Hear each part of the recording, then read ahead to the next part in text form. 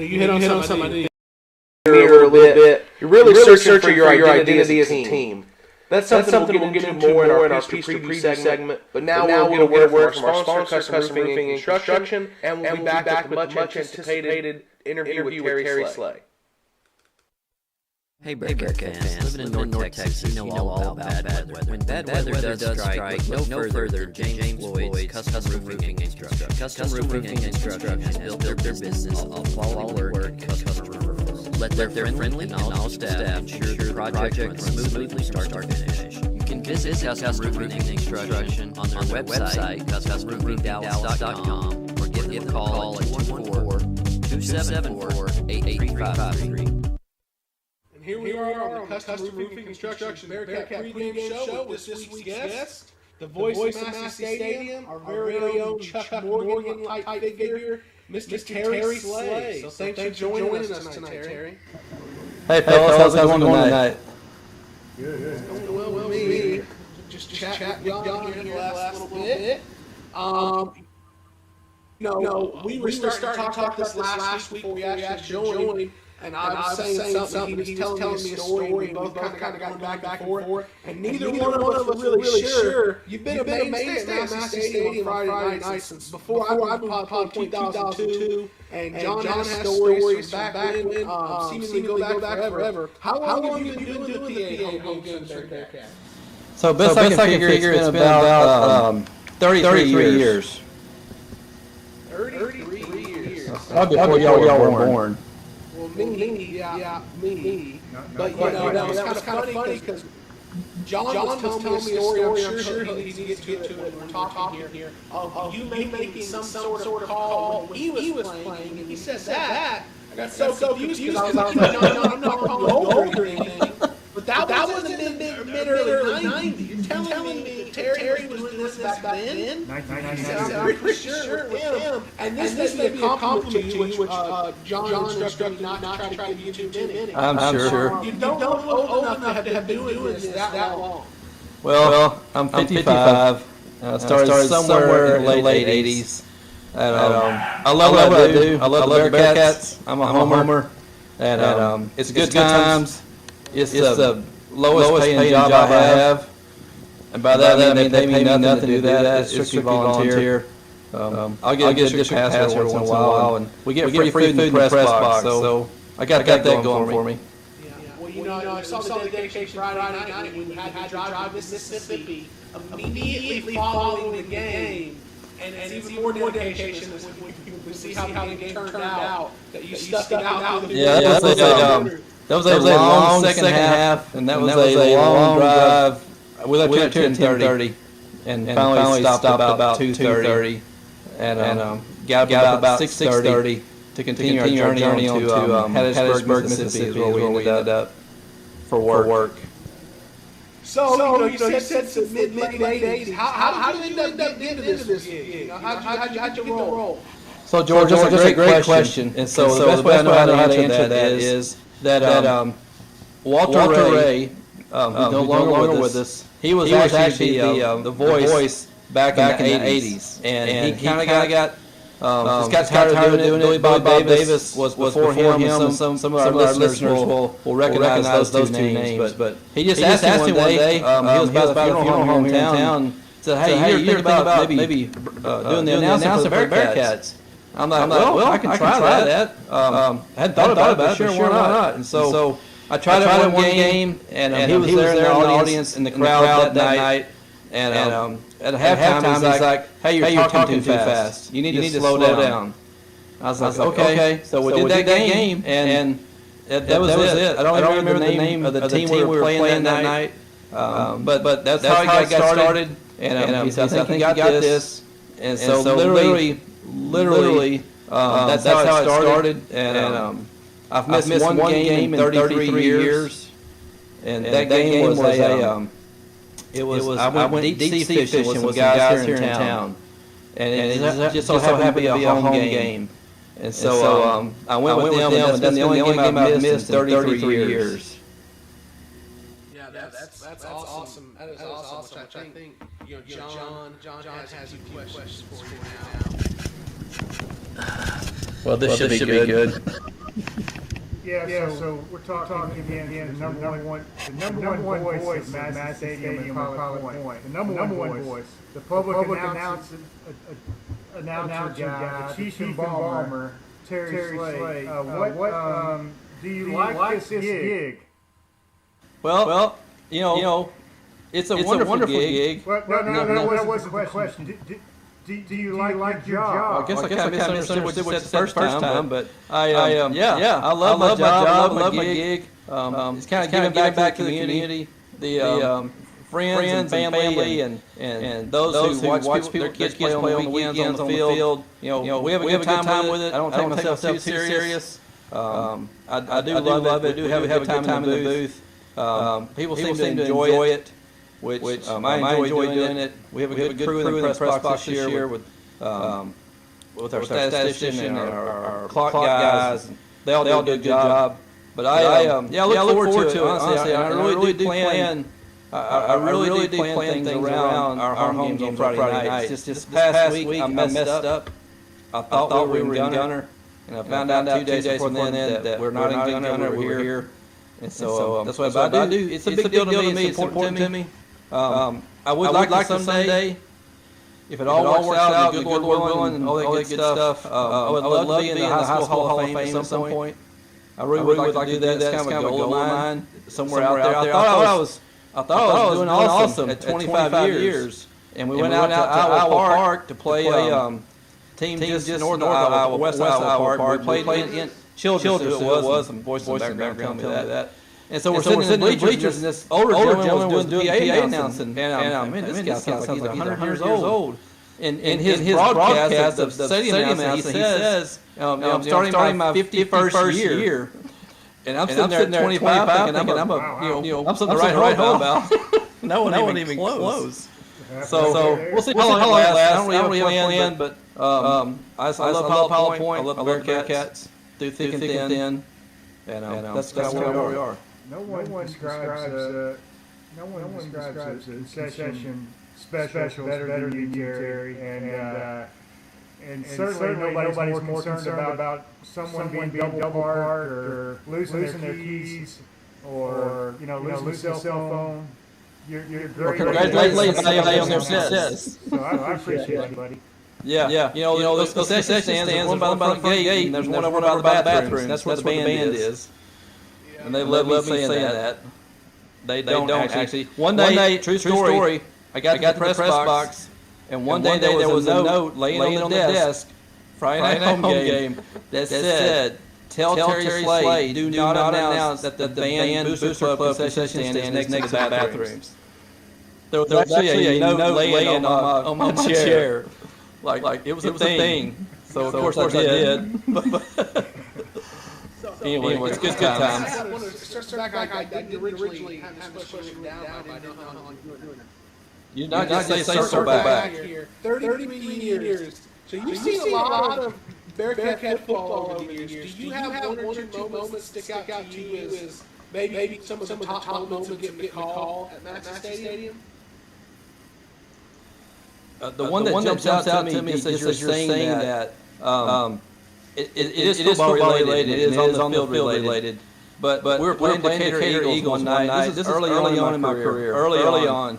And I thought the coach on the Decatur Eagles sideline called a timeout. So I said timeout Decatur. Well, the only person who heard me say timeout Decatur was the head coach of Decatur. Nobody else. And they were on the 5-yard line.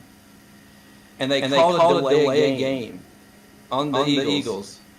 Back them up 5. The coach on the sideline just loses it. And he is going nuts. They throw a flag, unsportsmanlike conduct, another 15 yards.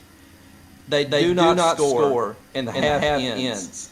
And all the way across the field, he's pointing to the press box, pointing at our booth with his finger doing this the whole way across that field. And I just messed up. But that's the one thing that jumps out at me. I saw Travis Marsh one night walk a guy down.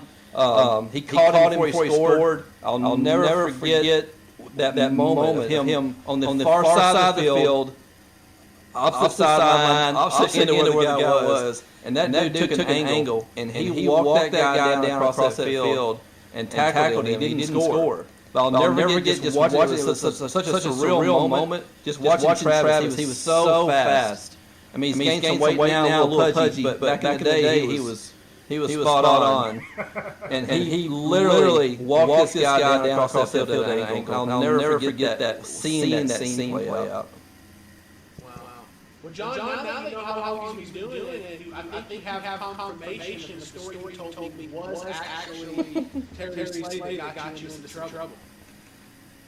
Yeah, I don't know if you heard the story, Terry, but we were playing SNS Consolidated in 1992, and they ran no kickoff back on us. They were winning 6-0. We ran off 76 straight points, and we were on the sideline about, well, we needed one more touchdown to break the scoring record. Differential, I think, all time for point. There's like less than a minute left. We thought, well, if we get the ball back, we're not going to break it because we're just going to take a knee. And I remember I was on the sideline, because I was such a good player. I didn't need to be out there. We're up 70 points. Right. I hear you. So I think Paul Dennis got to end up getting a pick six in the last minute, ran all the way back, and there was flags on the field. And you announced back then, you could actually embarrass people and call their name and number when they committed a penalty. And you announced it as me. And I was having people come up to the sideline, kicking me, going, hey, why'd you give the penalty? We were about to break the scoring record. And I'm like, man, I wasn't even on the field, bro. I'm standing right next to you. How did I clip somebody on there? So that started. I've never heard that. Terry Slade. Yeah. I've never heard that. Seriously, never heard that. I always try to find somebody on crutches in the fourth quarter. I always try to find somebody on crutches on the other team that he'll make 2 or 3 tackles in the fourth quarter. That's a planned bit that I do when it's appropriate to do that. But yeah, I've not heard that story before. That's funny. Yeah, pretty much good job. Thank you for that. Worst moment of my athletic career. That's funny. That is funny. What else? Yeah, one more, Terry. So, I mean, obviously you work out. I mean, just look at it, right? You're obviously. So svelte. Yeah. Obviously. You lift. So, of all the many gyms and plethora of trainers that you've had over the years to get you into that tip-top shape. If you had to pick the best gym and the best trainer, why would you pick Mike Phillips at Fit Body Gym in Aubrey, Texas, as obviously the best one that you've ever had? Well, suck this, Grego. I love Mike. He's like a brother to me. He's like a brother I've never had. Even though I've got 3 brothers, he ain't like any of them. And Mike loves to eat. So there's no pressure as far as coming in with a six-pack abs, because Mike, that shit sold several years ago. Several years ago. But there's a bond there, there's a connection there, and I feel comfortable around Mike. Not too comfortable. I don't mean that way. Just I'm comfortable around Mike. And his wife is sweet, Becky. She's awesome. And my Fit Body Gym. A couple years ago we did some video things. And we advertised pretty heavily on there. They gained a lot of clients because of me. And so he kind of owes me a little bit. So I'm loyal to him. My 2 days a week for 30 minutes. I feel like that's maximum for me. I don't want to overdo it. Just be calm.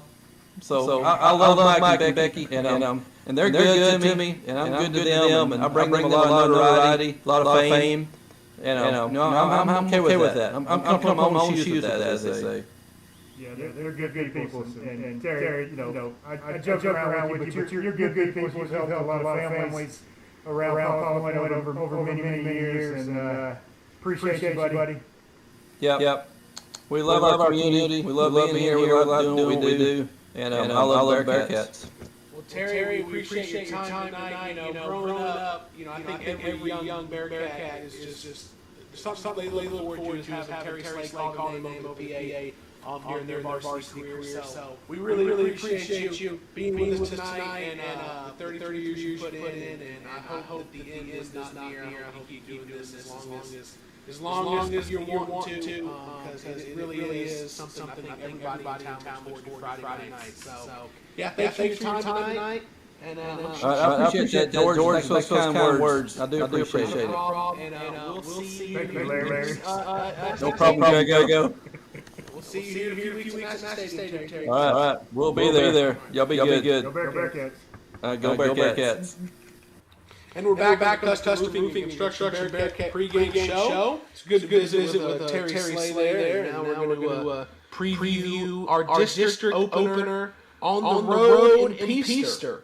So we're not super familiar with Peaster. We did play them last year. We're not super familiar with them because they're pretty new to the football scene. I don't think last year was their first varsity year, but I think it was their first year within like district competing for playoff spots. We pulled their history past last season, and according to Max Prep's least, back in 19 and 20 that season, they did actually play some varsity football games last year. But last year was their first season in a district. It was our district, and while they got off to a 3-0 start in non-district games with three pretty convincing, good-looking wins, they came to Pot Point to kick off their first district game, and I don't know how well you remember that game. I remember it got off to a pretty good start for the Bearcats, but Peaster came storming back in the second quarter with 21 points in the second quarter to take a 21-20 lead into halftime at Massey Stadium for the first matchup against the Bearcats, their first district game ever, a young program. I'm sure they had a feeling about themselves. The Bearcats must have been surprised by some sort. But they came out strong in the second half. The Bearcats posted 33 points in the second half en route to a 53-50 Bearcat victory. Peaster followed up their 3-0 start, going 0-7 in district. So flip into this year, they got off to another 3-0 start this year. So and honestly, the scores, I can't vouch for the level of competition. But they look very convincing in their 3 wins so far this year. Scoring lots of points on offense. And the first 2 games, they really held their own on defense. But scored 154 points on offense so far. So they started off their first game against Monday, 58-0. And then they played Alvord 56-12. Last week they played Trinity Valley, I'm assuming it's a private school, beat them 40-28. And they just noticed this. They played nothing but home games so far. So nice scheduling work there for Peaster. Scheduled all 3 non-district games at home, and they're getting their district schedule kicking off with a home game. We hit on last year. You talked about during our preview show before the season started that they're a young program, and they looked like they could hold their own last year when we played them. Yeah, they did, and I did a little research on who they played to start out. Monday's 0-4, Alvord's 2-2, and it was Fort Worth, Trinity Valley. They're 1-3, so they're combined 3-9. So it's not the best, but like I said, Peaster put up a lot of points against them, and hasn't been scored on much. Well, one thing that we always say, Chris and I talk about watching Longhorns play. We've gone through the pain of being a Longhorn fan for the last decade plus. And one thing, we talked about the winning against Rice this weekend. Okay, bouncing back and getting smoked by Arkansas. I was like, okay, well, we look good beating Rice. What's Rice? He brought up a point that I always used to complain about when Texas was playing inferior opponents. Well, you did Rice what you were supposed to do Rice. If you're a good team, you're supposed to beat Rice 58-0. Well, Peaster, the level of competition may not be all there, but looking at the box scores, they're doing to bad teams what good teams do to bad teams. They don't just beat them by a little, they don't just squeak out, they put a beating on them. So I think, they're developing their program. I think we've talked about is the Peaster quarterback coach's son, right? Yeah. So probably got some high football IQ. They're just another year into the program. The Bearcats can definitely not overlook this because Peaster's riding in on a high, lots of confidence. Pilot Point right now, they're kind of on a low. I'm sure they're starting to look in the mirror and say, hey, who are we? Are we who we think we are? How important is it to get in there Friday night and put a good performance on the board for the Bearcats? Man, I think it's paramount because I think Peaster improved so much and got some more experience this year. They're going to be vying for one of the four playoff spots. I think it's really going to come down to Peaster and like Paradise or somebody. We want to make sure we're ahead of that group. And so for our pilot Bearcats, man, I think it's just paramount to get this victory. And like I said, they might have played some soft competition in the non-district schedule. They're trying to build their program. It's only their second varsity season. And they're on a roll. They're 3-0. They had a bye week, so they got if they had any wounds, they got to lick those wounds. And if they came to the scouted the Gunter game in person, they're probably looking at it thinking that these Bearcats have got some chinks in the armor, and they may be able to take down the mighty Bearcats. But so that's it just makes this game super critical to get off on the right foot in district play. I think you're absolutely right when it comes to, we need to kick this off with some wins, because as we look at the schedule, who's supposed to be there come November, where the district's supposed to stack up. You get Peaster early, then you get Bowie, you get Paradise. That's a really good opportunity for the Bearcats to start off 3-0 in district, which is paramount. You start getting into, I've seen some scores so far in the year. Wyatt Smith doesn't appear to be as great as we thought they might come this year, but how they played the last 2 years. You have Ponder, who played you tough last year, and then you end with Boyd and Brock. So if you play around in these early district games and in games that you're supposed to win, like Peaster, Bowie, Paradise, and that pressure starts stacking up at the end of the district schedule where the competition starts ramping up. You can find yourself in a pinch come late October, early November. So, getting into Peaster a little bit, John, what do we know about the offense from Peaster? I know it was a spread-style offense, not the same offense we ran. Look at the last 2 weeks. This is kind of an offense, I think, that mirrors our offense a little more. Am I right in that? Yeah, that's correct. They like to spread out. They run the spread offense. Really focused on like I said, the head coach's son, Gunner McIlroy. He's a junior this year, and they love to throw the ball. They're averaging 279 yards passing and to 153 yards on the ground. And they got Gunner McIlroy has 12 passing touchdowns.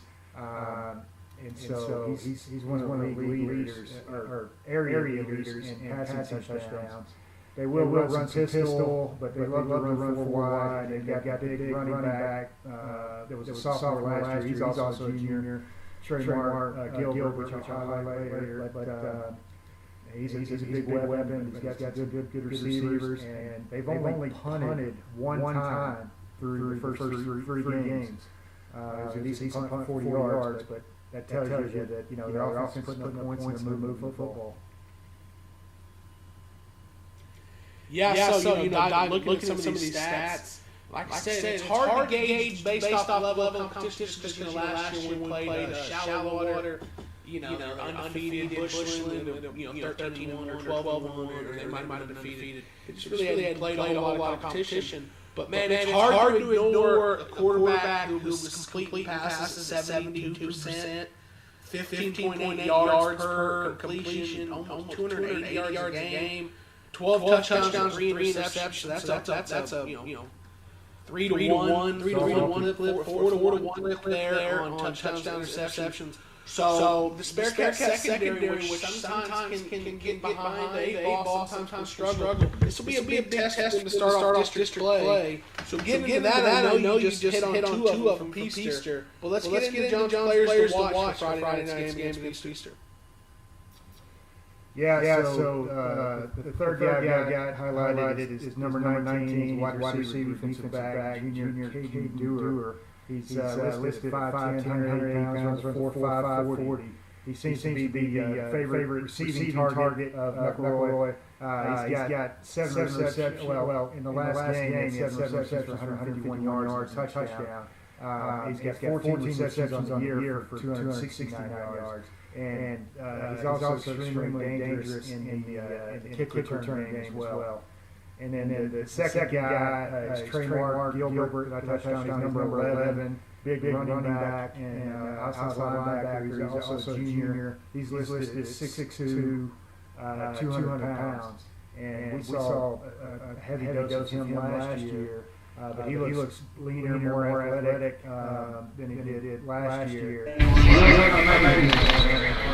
We are live. Good evening, Bearcat fans. Listen to Pot Point Bearcats on PotPointBearcats.com. Brought to you by Speed of Light Broadband. I'm Ryan Menard. I'm joined tonight by number 29 himself, John Little. The Bearcats are district play 1-2 on the season. Come off a big loss last week at Gunter. Instead of dwelling on that, the Bearcats have an opportunity to gain some confidence back from last week and start district play with a win over up-and-coming Peaster Greyhounds program. What are you looking for from the Bearcats tonight, John? Well, Ryan, I'm looking to see what kind of resiliency this Bearcat team possesses coming off the 2 losses in a row.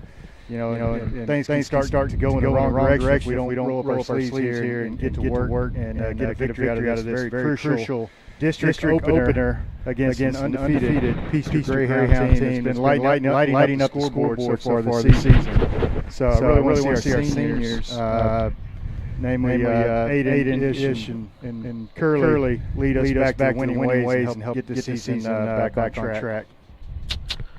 Some roster changes this week headed to district play. All reports that I heard going into last week, coming this week, Big Gavin Wheeler's going to be back tonight, the middle of that defensive line. Last week he was suited up, but I guess they just didn't feel they wanted one week, give a little bit more time to get ready for the season. We've also got the roster growing a little bit. We have a fresh Gage Anderson coming up, playing running back and linebacker. From what I understand, he's going to get some carries tonight. I was told explicitly you don't bring the freshman up to not play him. So that's going to be an exciting opportunity to see some young talent for the Bearcats up the backfield. Call some JV kids as well other than him. I'm going to just kind of bring to the depth of this Bearcat team going into district. What do you think these additions can bring to the Bearcats tonight? Well, Ryan, the new additions certainly have the ability to inject some life and needed depth into this roster. And last year, I felt like our depth really helped the second half of a bunch of games. But the last 2 weeks, of course, seemed like we lost battles in the second half. So hopefully Gavin Wheeler gets on the field tonight. He's a big body to help on both sides of the ball. And Gage is an electric young kid. And so I've been following him on Twitter for a while, and I saw last year in 8th grade he posted 945 yards on the ground, 13 touchdowns in a 7-game season. So those are solid numbers. And speaking of numbers, I think you got some numbers and some stats leading into this thing, right? I sure do. I have not a whole lot of big numbers here, but not a whole lot of stats this week. Coming off of that last week's shellacking we took to Gunner, I didn't want to highlight some of the stats we have about Pilot Point's lost by 50 plus, I think 8 times. There's a few other stats like that I'm going to try to just look past because we're going to move on into district play.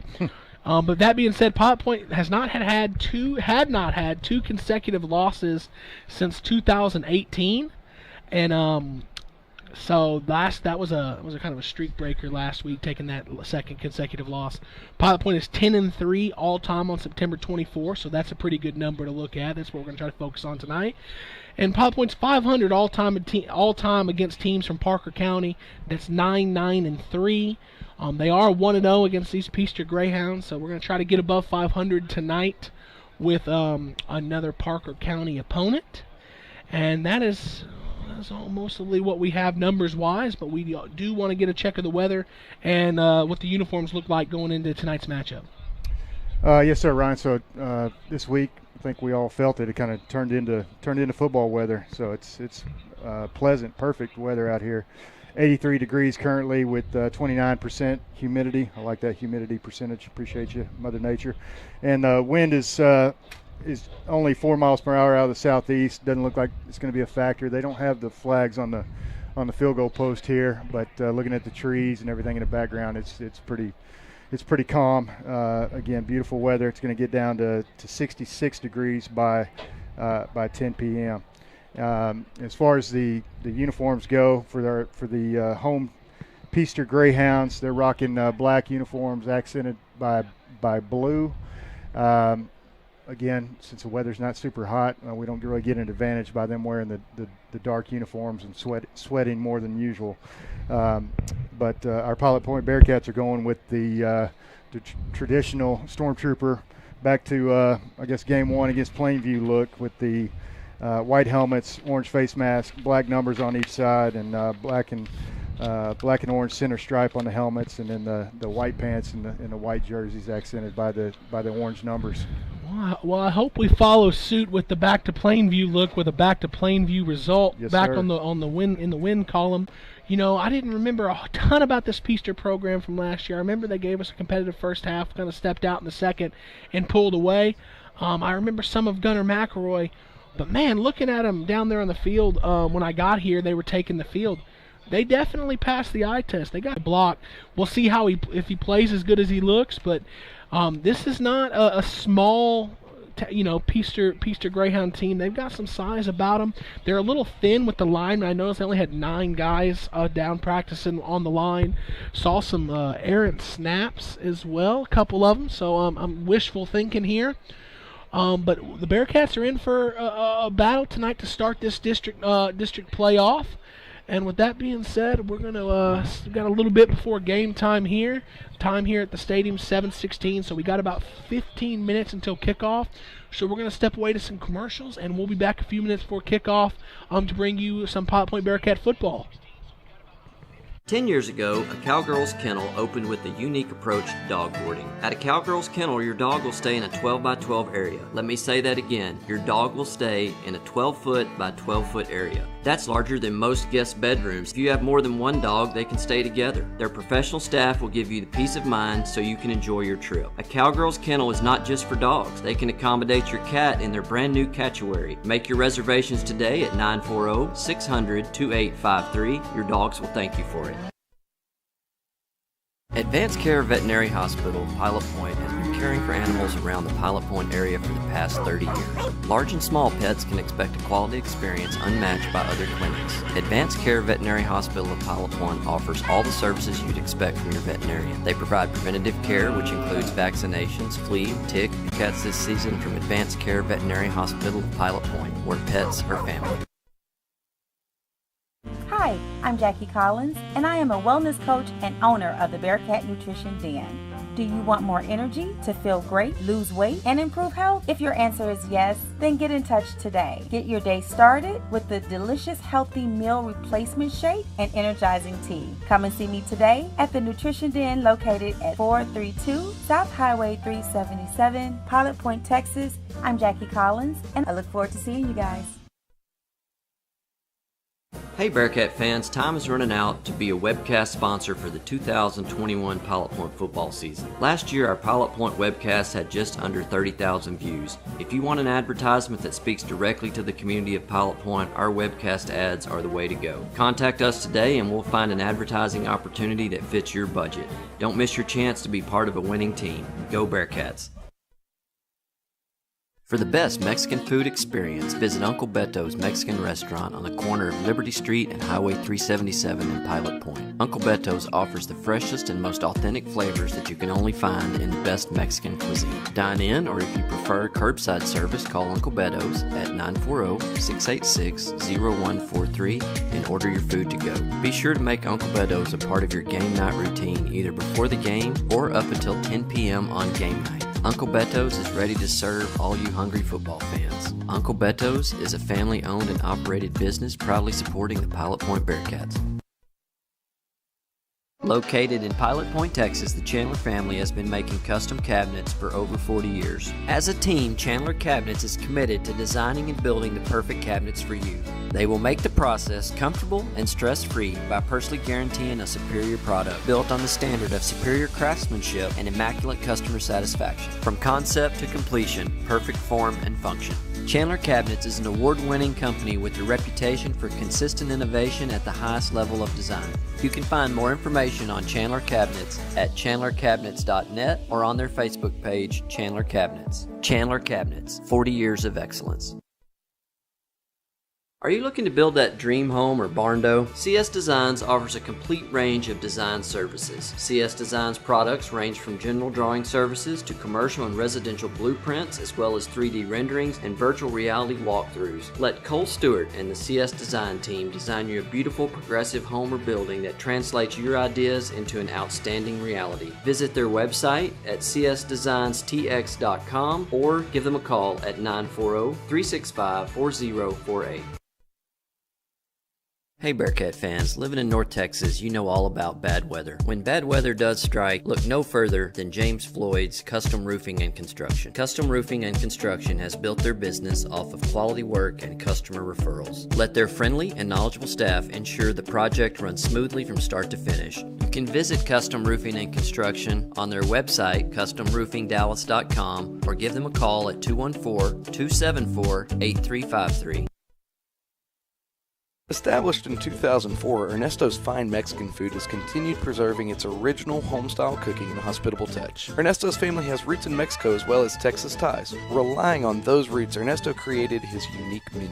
Offering a variety of Tex-Mex favorites as well as Mexican specialties, Ernesto's won't let you down. So join them for home cooking, or as they say, Comida Cesar, in family-style service. Located at 10279 Farm Market 455 East, Suite 100, or at the corner of 455 and Highway 3. I'm Mike and Becky Phillips is your one-stop shop for all your fitness needs. At Fit Body Gym, we specialize in one-on-one training, small group training, and sport-specific training for people of all ages. We work hard to get you the results you need, whether that be weight loss, toning, building muscle, or just wanting to live a healthier lifestyle. Stop by Fit Body Gym today, located at 106 North Highway 377, or call 972-768-9994. Do you need a maintenance check or emergency repair on a heating or cooling unit? Fowler Air is available to handle all of your heating, cooling, and ventilation needs. Fowler Air will work with you to find an HVAC solution that fits your needs by providing you with a full consultation, explaining all your available options so that you can choose the system that's right for your home or business. Give Fowler Air a call today at 817-487-2286 and schedule your service. That's Fowler Air, 817-487-2286. Since 1983, the Scott Walker Insurance Agency has been covering the insurance needs of Pilot Point. Regardless of what that need may be, they have you covered, offering homeowners, auto, life, farm and ranch, and commercial. Give them a call at 940-686-2692. That's Germania Insurance, the Scott Walker Insurance Agency, located just north of the town square at 211 Scott Lane in Pilot Point, Texas. Scott Walker Insurance Agency, always there to help. Hello, Pilot Point, Texas. This is Pastor Dwayne Edwards at Grace Point Nazarene Church, right here in Pilot Point. I want to invite all of you to come out and join us this Sunday, 10 a.m., right at 611 East Liberty. You can also join us on Facebook Live. Just go to Grace Point Nazarene Church. We start right at 10 a.m. We have ministries for the entire family, and if you want to find out more about us, just simply go to gracepointnaz.net. Again, that's gracepointnaz.net. God bless you, and go Bearcats! Russell Pelzel with Hometown Pharmacy has built a reputation on providing only excellent service and support to the Pilot Point community. You can depend on Hometown Pharmacy to deliver the best customer service along with a selection of quality healthcare products. When you use Hometown Pharmacy, you will work with a knowledgeable and understanding staff who will help you find the right products and solutions tailored to fit your lifestyle, as well as equipment that will integrate into your daily life. Contact Hometown Pharmacy at 940-686-0123. Independent Financial offers big bank benefits with a hometown feel. Their personalized financial solutions can help turn life's challenges into new opportunities.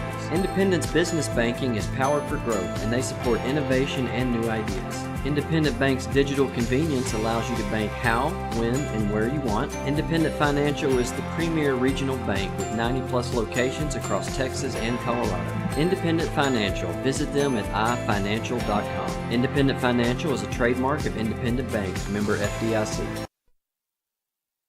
I'm Chance Kirby, the broker at Irick Real Estate. Don't let just anyone handle the single largest investment that your family may ever make. Trust that process to a local office that knows the area and will handle your transaction ethically and responsibly. You can find Irick Real Estate at pilotpoint.com or feel free to call me directly at 940-300-6900. Irick Real Estate, serving the area since 1952.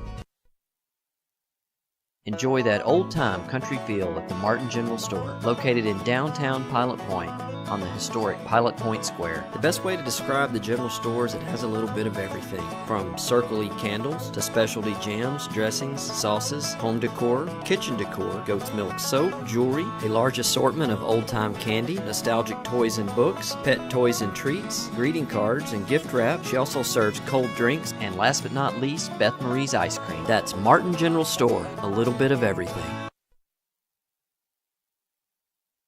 The views and opinions expressed by Ryan Menard and John Little are those of the broadcaster and do not necessarily reflect the official policy or position of Pilot Point Independent School District or PilotPointBearcats.com. Any content or comments provided by our broadcast team is their opinion and is not intended to malign any religion, ethnic group, club, organization, company, individual, anyone, or anything.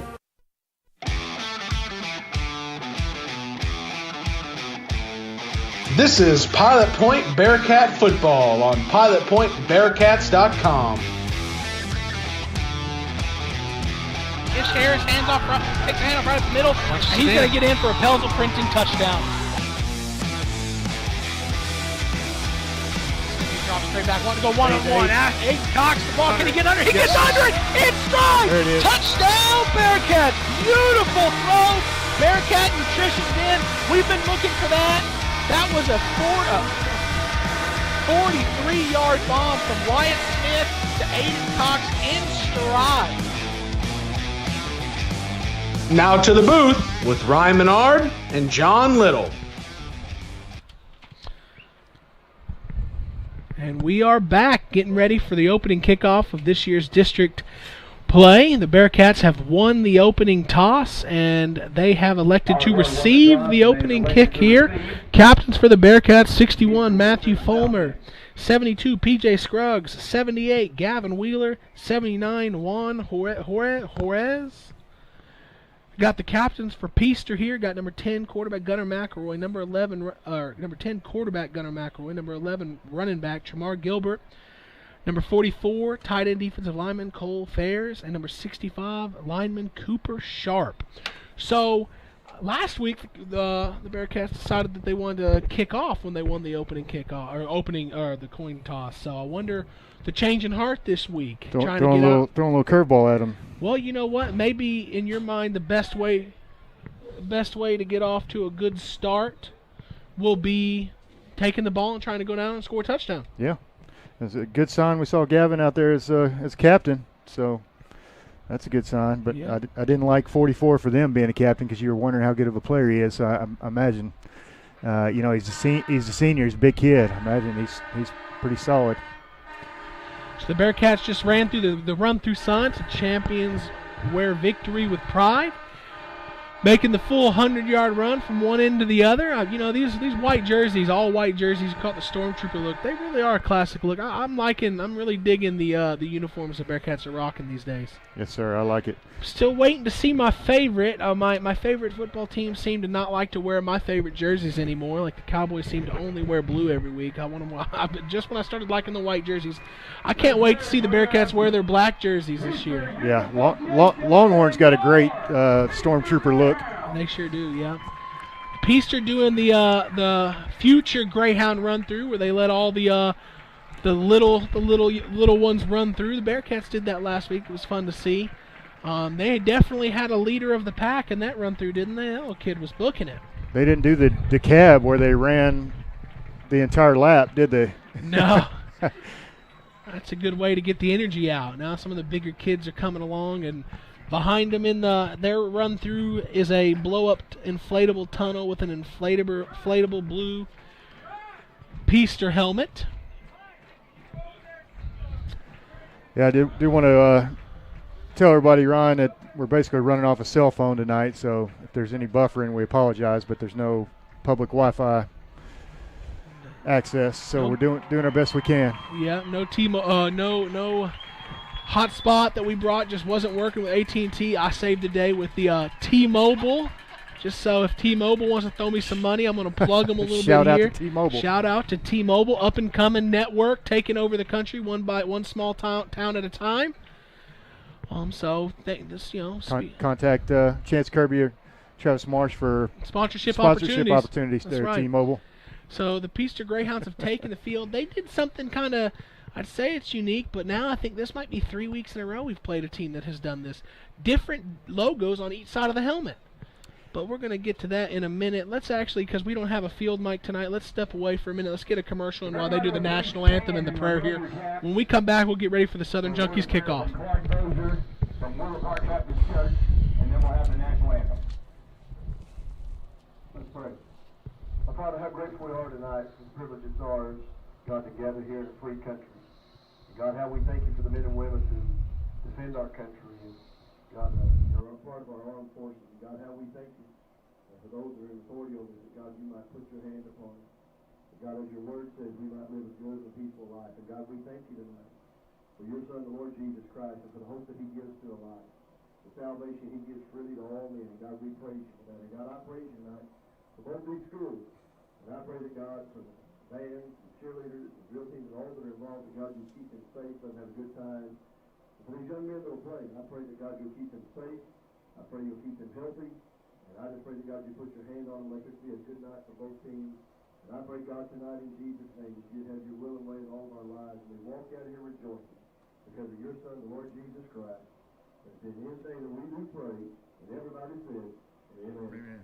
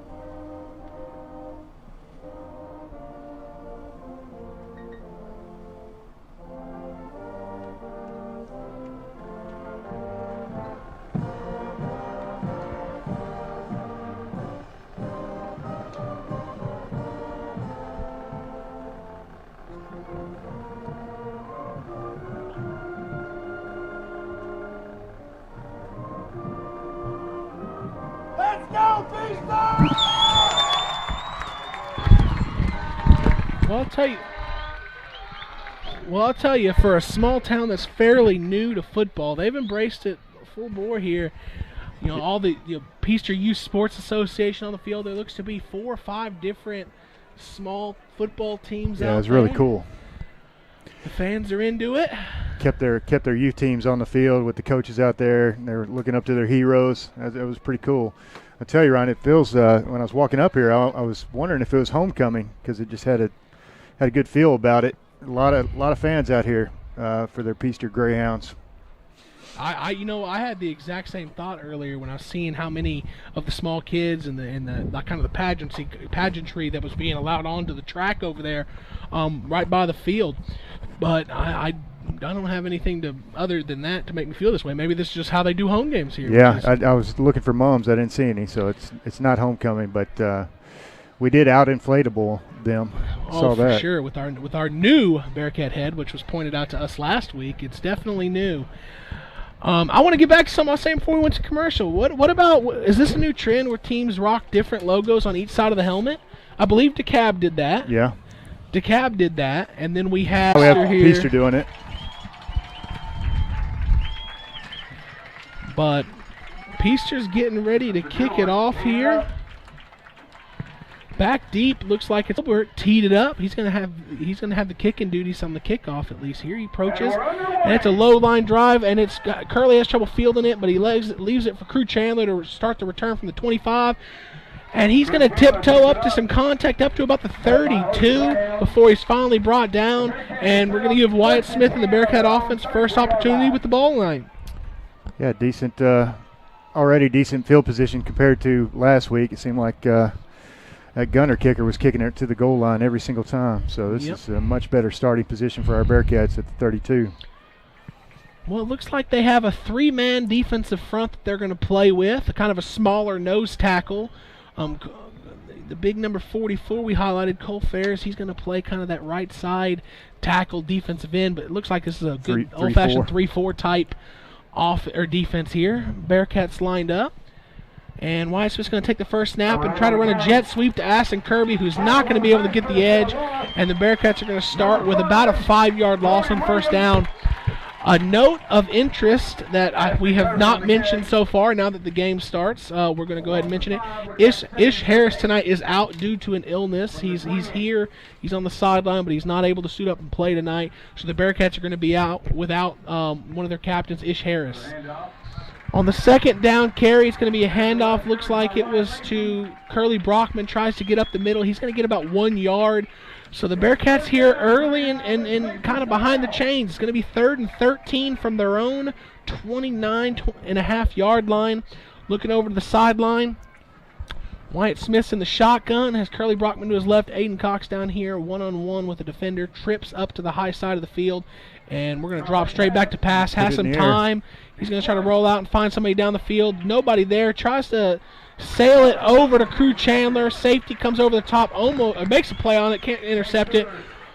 But 3 and out here to start the game for the Bearcats. When you try to take the opening kick, that is the last thing that you want. No, it was real good pass protection there. White had time, and he had to scramble to the near side here, but couldn't find an open receiver. Good coverage by the Peaster Greyhounds on that first 3rd down.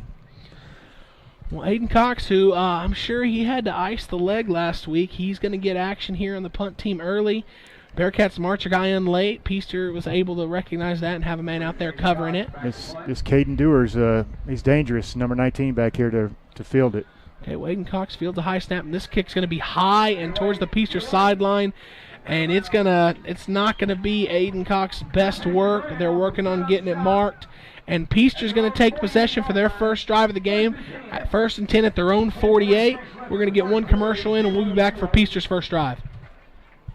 10 years ago, a Cowgirls Kennel opened with a unique approach to dog boarding. At a Cowgirls Kennel, your dog will stay in a 12 by 12 area. Let me say that again. Your dog will stay in a 12-foot by 12-foot area. That's larger than most guest bedrooms. If you have more than one dog, they can stay together. Their professional staff will give you the peace of mind so you can enjoy your trip. A Cowgirls Kennel is not just for dogs. They can accommodate your cat in their brand new catchawary. Make your reservations today at 940-600-2853. Your dogs will thank you for it. Gunner McIlroy, quarterback for Peaster, takes the first snap, looking to throw. He goes out to the flat, and there's nobody ran with him. Ooh. Thank goodness the running back fell down after the catch. Yeah, number 19 there is that Dewar coming out of the backfield. It's not turf, but the turf monster got him. Otherwise, he had plenty of room to run on that far side. Yeah, he came out of the flat in the backfield. Peaster has trips down to the bottom of the screen. They're stacked on man, they didn't look at that. Gunner McIlroy takes the snap and tiptoes up the middle. And we got number 3 for the Bearcats, sneaks through. Colin Lynch gets a tackle. Peaster had a stacked trips way down here on their own sideline, and there was only one Bearcat defender out here with only one more coming. That would have been a mismatch, but the call was quarterback run up the middle, so the Bearcats dodged one there. 3rd and 6 here. They're looking to play fast, but not quite as fast as Gunner last week. Jet sweep motion. Gunner McIlroy takes snap, looking back to that pass, and he throws it to Jamar Gilbert in the flat, who catches it, makes the first guy miss, and he's going to step out of bounds at about the Bearcat 28-yard line. He's grabbing at something. Okay, his shoe must have come off, maybe because I saw him kind of pull up there at the end. When the Bearcats were trying to make the tackle, they ended up getting part of his shoe, I guess, to come loose. So they're attacking the flats in the first 3 plays. First play was a flat on that side, and third play is a flat on this side. Bearcat defense trying to get aligned. Everybody looks to be covered. They got to cover some running backs out of the backfield here. Back to pass again for Williams. He's going to throw a deep corner, and a beautiful throw and catch. Number 5, Brody Williams with the catch. Gunner McIlroy put that right on the money, and that's an early Peaster Greyhound touchdown. This passing game is for real. Yeah, it is. I'll tell you what, Brody Williams is off to a great start. He's the guy that set the edge on the very first play and tackled Asten. Not the ideal start, trying to bounce back from last week. The PAT, the snap, the kick is up, and the Nick's Italian PAT for Peaster is good. So after each team has one drive, it's going to be Peaster 7, Pilot Point 0, and we're going to go to a commercial. Advanced Care Veterinary Hospital, Pilot Point, has been caring for animals around the Pilot Point area for the past 30 years. Large and small pets can expect a quality experience unmatched by other clinics. Advanced Care Veterinary Hospital of Pilot Point offers all the services you'd expect from your veterinarian. They provide preventative care, which includes vaccinations, flea, tick, and heartworm prevention. They also provide sick animal care, surgical, and dental needs with their full-service lineup. Good luck to the Bearcats this season from Advanced Care Veterinary Hospital of Pilot Point, where pets are family. And we're back to the Ernesto's Mexican Restaurant first quarter. Bearcats going to get a second opportunity to try to make something happen on offense. We're still trying to find kind of an identity here. A lot of trying to running the ball to shotgun or throwing the ball slant routes. Timing's just not there yet for the Bearcats. It's something we got to find. Fit body gym check. 9:38 left here in the Ernesto's Mexican Restaurant first quarter. Peaster up 7-0. John, what do we got to see turn around for the Bearcats? Man, we got to get on track offensively because we talked about this in the custom roofing and construction pregame show. You can't get too far behind these guys. They know what they're doing offensively. They look like they're, they're ready to score a ton of points so far. Another low line drive kick, having trouble being fielded at about the 12, but Crew Chandler does get it. He tries to bring it up, makes a man miss. Come on, he gets a block from Curley, and he's going to get the 31-yard line. Peaster wanting a block in the back. It was definitely along the shoulder. It was close, but good block there by Curley, which allowed us to get across the 32. So right about where we started the first drive, 1st and 10 from our own 32-yard line. Got to get something going here. So, we really threw the ball. We looked sharp throwing the ball week 1. Since then, haven't looked so sharp, except on that what could have been the game-winning drive into Cab. Last week couldn't get anything going, and it's all about not getting behind the chains on first down, isn't it? Yeah, it sure is. And Curley's in the backfield, and got Aydon Cox lined up this near side. Yep, roll out here, looking for Aydon Cox. He gets it. He's going to catch it out across the 40-yard line, which is going to be good for about 7 yards on first down. They had a nice little first down play. Absolutely timing route there. Wyatt Smith delivered a good ball to Aydon Cox, ran a good route. Bearcats had a bunch trips left on that and went away from it to the right side. So now they're going to run, looks like a tight end tight end right, 2 receivers left, 1 right, with Curly Brock next to Wyatt Smith.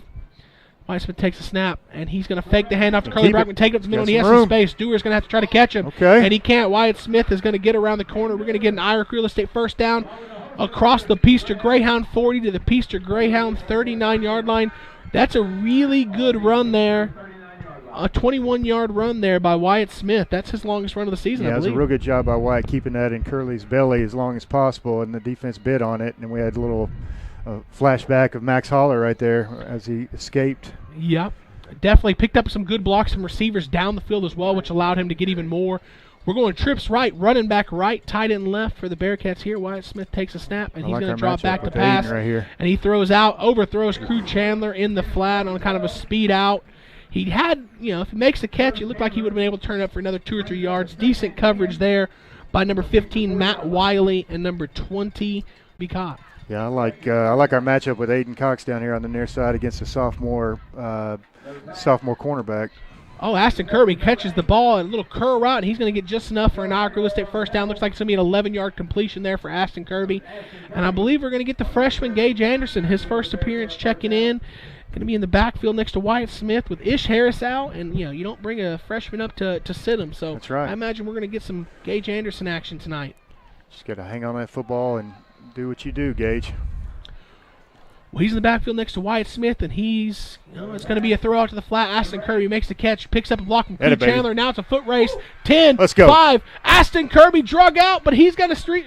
That's a he touchdown, stretches the ball across. Let's go. Pelzel printing touchdown. Big play there by Asten Kirby, but let's not overlook Q Chandler getting some work down there on that corner. Yeah, he sure did. Excellent blocking. Excellent yards after a catch for Asten Kirby, and the Bearcats have a chance to either take the lead or tie it up. They're going to swing the gate, and they're going to attempt the Nick's Italian PAT to try to tie this one up. There we go. That's what the Bearcat offense needed. Yeah, nice answer by the Bearcats, and good job by Asten fighting through kind of a horse collar tackle there at the goal line to get it across the plane. Alejos for the kick, and there's going to be pre-snap motion. I believe it was by Peaster coming across. They must have made contact. Illegal procedure. Back him up time and try again. They're not. The PA announcer here is calling on the Bearcats. I guess they're calling on the Bearcats. That's what we do all the time. Travis Marsh is trying to explain to them that we didn't. We got to get our PA guy to do that. Just always call it on the other team. Yeah. Well. Get more coaches mad at him. Yeah, well, what he explained to us this week, sometimes a PA guy has influence. So this is going to be a longer PAT attempt, but it has got plenty of distance. Snap, and Alejos kicks it through the uprights. Fit body scoreboard check, 8:11 left in their Ernesto's Mexican restaurant first quarter. Bearcats 7, Greyhounds 7. We'll be back after this. Hi, I'm Jackie Collins, and I am a wellness coach and owner of the Bearcat Nutrition Den. Do you want more energy to feel great, lose weight, and improve health? If your answer is yes, then get in touch today. Get your day started with the delicious healthy meal replacement shake and energizing tea. Come and see me today at the Nutrition Den located at 432 South Highway 377, Pilot Point, Texas. I'm Jackie Collins, and I look forward to seeing you guys. And we're back. Bearcats just had their first touchdown drive in quite a while. What have you seen so far? Man, I like the answer. We had to have it. We need to stay connected, and now, of course, we got to come out defensively and get a stop. I did like I saw Aydon Cox made an adjustment late in that last drive where he jammed the running back coming out of the backfield because it looked like they like to attack the flats there in the first drive. So maybe we'll make an adjustment and stop this vaunted Peaster offense. Well, it's nice to see the Bearcat offense first touchdown in a while. Maybe give them a little confidence. Now it's time the defense go out, get a stop, and build their confidence. This kickoff's number 3, Colin Lynch, coming in and laying the pads on them right there to get them down. Yeah, Asten Kirby was in there. Good coverage by the kick team there. And there's a flag on the play, advanced vet care penalty. I'm not entirely sure what it is. I don't believe it could be on the tackle. It's got to be a block of some sort. Waiting on a call. Peaster is marching back, so it must be on them. I haven't seen an explanation, but as long as it's being marched against Peaster, I'm happy with it. I got a Pilot Point feed, out-of-town scoreboard check, real quick, Ron. Brock's losing to Bowie, 6-0, 7 minutes left in the first quarter. And then we got Whitesboro's up 6-0 on Ponder with 6 minutes left in the first quarter. District play starting tonight. Ponder surprising 3-0 start this season. Once again, we talked about in the custom roofing and construction pregame show, and this Peaster team don't know the level of competition, but for Ponder to be 3-0 is big for their program. Gunner McIlroy hands it up the middle to Shamar Gilbert. Bearcat defensive line doesn't give too much there, only gives them about 2 yards on the carry. Ryan Riney with the number change, wearing 44 tonight. On that tackle along with number 55, Eddie Gaetan. Peaster up quick. McIlroy takes a snap, and it's going to be a quarterback run up the middle, zone read. He keeps it, and he runs right at, I believe, Connor Lynch there, outside linebacker, to make the tackle. And it's going to get to the 30, which I think was the line to gain for a first down. No signal yet. They're going to say it's going to be third and about a half yard, but Peaster's already on the line. And they're going to look to throw the ball here out into the flat. Gilbert, Aydon Cox jumps up, gets his hands on it. Big deflection there. And, man, if he doesn't get his hand on that ball, that's definitely a first down plus some with 2 guys in the secondary having to come up and try to tackle a big running back. Tell you what, if Gunner McIlroy doesn't put a little air on that, then Aydon Cox is going to take that to the house. He read it perfectly. Yeah, well, so I would be skeptical if I was the Bearcat defense here. Peaster has brought the punt team out, but it is like 4th and like 6 inches. So let's see what they do with their up back here. That's Caden Dewar. He's dangerous. Yeah, well, he's making the call. The snap goes to the punter, and he's going to punt it. Okay. So the Bearcat defense, an opportunity to, the offense has got some confidence. Defense forces a stop. Defense can get some confidence. We come back, we'll see how if the Bearcat offense can keep up the momentum. Hey Bearcat fans, time is running out to be a webcast sponsor for the 2021 Pilot Point football season. Last year, our Pilot Point webcast had just under 30,000 views. If you want an advertisement that speaks directly to the community of Pilot Point, our webcast ads are the way to go. Contact us today and we'll find an advertising opportunity that fits your budget. Don't miss your chance to be part of a winning team. Go Bearcats! Bearcat offense back on the field, looking to build off the momentum of a touchdown drive and a 3-and-out by the defense. Curly Brockman back in the backfield with Wyatt Smith. Trips left, Aydon Cox one-on-one down here alone. And it's going to be a pass. And going deep to Cade Carter. Go get it, Cade. The throw is a bit deep, and it fell right into number 3, Tide Steedley's hands for Peaster, but he couldn't bring it down. Just a bit overthrown for big Cade Carter there, trying to use his height to give him a shot. And I think that's one of those, you run that go route for him, maybe put it on the back shoulder, give an opportunity to jump ball there. Yeah, they had blanket coverage there with number 3 covering it deep. But, see, they've already changed out number 9 at cornerback. They got 16 over here. He's a senior. They switched out the sophomore. Roll out right, Wyatt Smith. He's looking to throw the ball, has time, throws it deep. Aydon Cox has an opening, and he had to do the whole looking over left shoulder, turn around to try to catch it over the right, just a bit out of reach. So one trend I'm seeing so far in the passing game, we have plenty of time to throw the ball, which is a good sign. Yeah, the pass protection's been great, and I think we're picking on the right guys. They're corners here. I want to stay away from 19, Caden Dewar. He's a playmaker back here at the safety position, and then they got 11 outside linebacker, Tremar. He's dangerous, but I like the corners. 3rd and 10 for the Bearcats. Throw it out to Gage Anderson in the flat, and he's going to turn it up, and he has a little juice in him, doesn't he? And he's not easy to bring down. He's going to get it up to the 48 and turn a 3rd and 10 into a 4th and 2 from the 48. The 50 is a line to gain. Let's see if the Bearcats want to be a bit more aggressive. They're getting on the ball quick. They have trips right. Gage Anderson in the backfield with Wyatt Smith. Bringing pressure when you snap that. They got Peaster to jump off the sides, but we didn't snap it, so we couldn't take advantage of it there. So now we're going to see if we're going to call a play. Looking to the sideline. 17, plenty of time left in the play clock. Let's see what we want to do. It is 4th and, like I said, 2 yards would get the first down. The 50 is the line to gain. 8-7. I wonder if we're going to call a timeout here and think about it. Just 30 seconds on the play clock. We got to. That's got to be frustrating from the Bearcat coaching staff because you didn't appear to have a play call. So the idea, come to the line of scrimmage, we hard count, we get them to jump, and we get the first down. But everybody stayed stationary, so nobody on our side jumped. Looks like we didn't snap the ball, so now we took a delay of game. Advanced care delay a game, which is going to lead to a punting situation. So, I don't know if I like that decision, but at the same time, it worked, right? They jumped. Yeah. You just didn't capitalize on it. Got to snap it. So Aydon Cox has a chance to really put Peaster in bad field position. Let's see if this punt could be a little longer than the last.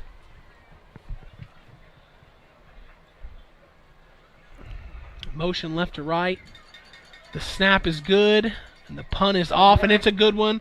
Going away from the return man, bounce 20, and Dewar's going to pick it up at the 16, and we're going to have to tackle him, and he jumps over a would-be tackler at the 30, but he doesn't jump and keep his feet. He just jumps over him and falls on the ground. So Peaster's going to get the ball 1st and 10 at their own 32. We're going to stay here in the Ernesto's Mexican restaurant first quarter.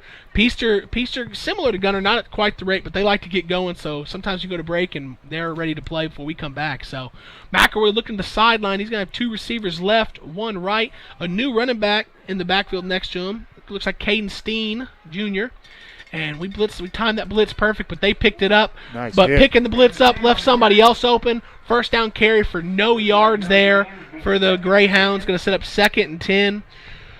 If the Bearcats could pile another defensive stop here, it would be really good for their momentum. Yeah, it looked like Wyatt Smith came up there and laid a lick right there. That was nice. And Curly Brockman was filling the gap as well. Well, here we go. 2 receivers left, 2 receivers right for the Greyhounds. Gunner McIlroy takes a snap, looking left to throw. Being pressured, rolls out, going to keep his eyes downfield and deliver a ball over one receiver, behind another, going to set up a 3rd and 10. And Gavin Wheeler's getting out there in the open field, pressuring the quarterback. Yeah, I tell you, our defensive ends, our outside linebackers, Puga did a great job right there, staying with that running back. They were looking to hit the flats again and made Gunner a little uncomfortable there, and he had to hold the ball longer than he wanted to. Messed up his timing with the receivers. 3rd and 10 for the Greyhounds here. 2 receivers left, 1 right. Crew Chandler down here on the Peaster sideline covering, and they're looking that way to pass. Gunner McIlroy steps up, pressure, baby. hit. Fumble. That's a fumble. Ball comes out. Bearcats trying to jump on it. Oh, they need to tackle that. Oh, no, they're calling it incomplete. I believe that was let me see. I think I see the kid. Is that either Wyatt? It could have been Wyatt Smith coming around the edge making that hit, or Alex Puga. But pavement right there. We ultimately didn't recover because we were trying to pick up what looked like a wet bar of soap. But ultimately, it's going to be 4th and 10. Peaster's going to try to punt here. Trying to pick up a bouncing football is not always easy.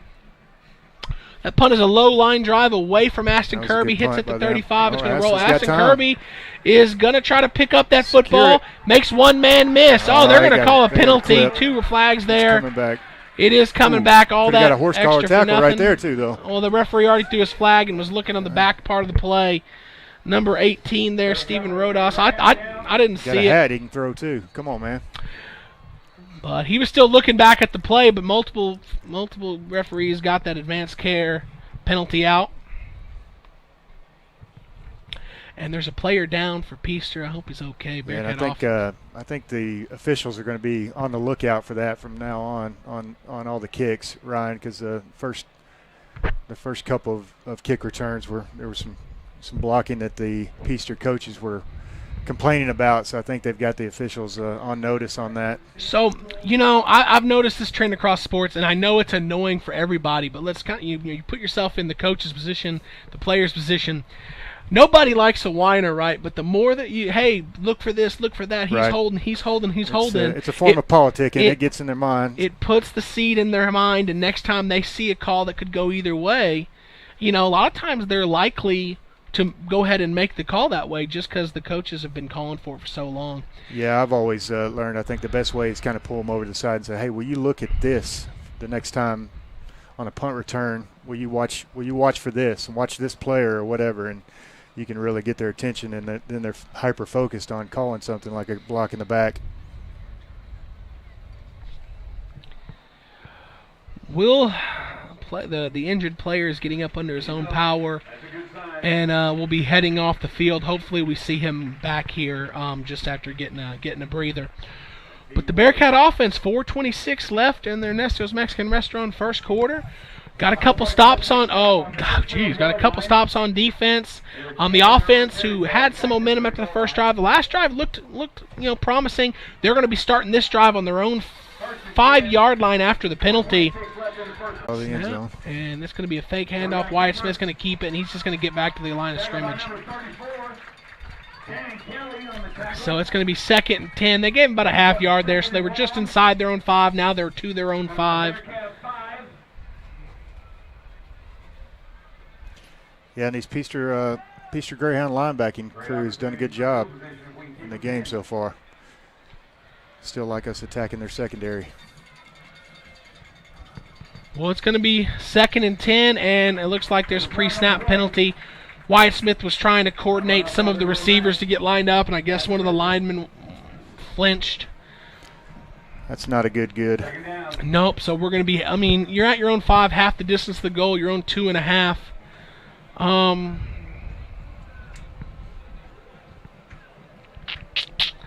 So it's going to be second and about 12 and a half here for the Bearcats. Two running, or no, that was somebody else.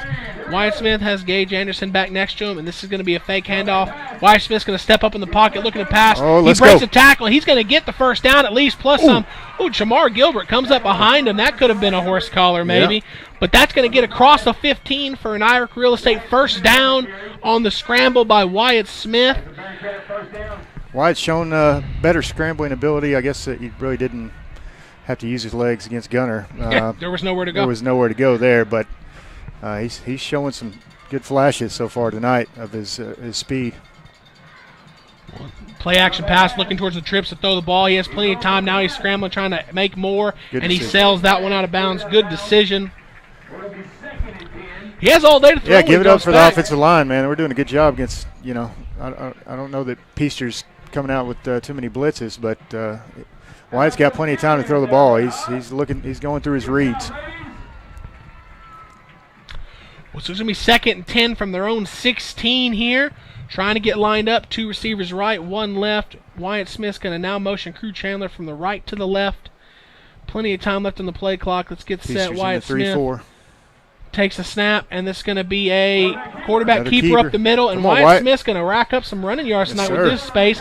That's another Irish Real Estate first down, and that looks like that's going to be 14, 15 yards on the run there. Yeah, I really like how he felt the contact coming. He used both arms, eagle claw, forearm, rib cage, really protected that ball.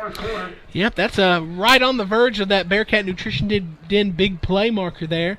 We did have one earlier on the Bearcat touchdown by Asten Kirby. We had another 21-yard completion as well.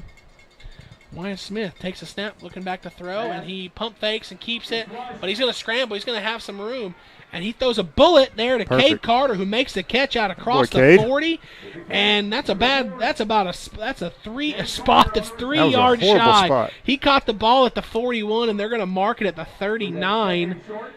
No, okay. he's giving him a first down though. This line judge on this side. Yeah, okay. He's giving us first down at least. First down. It's the least he could do. Yeah, after short. He just didn't want to walk. Yards. He didn't want to walk the yards to. He had Cade walk the ball back to him.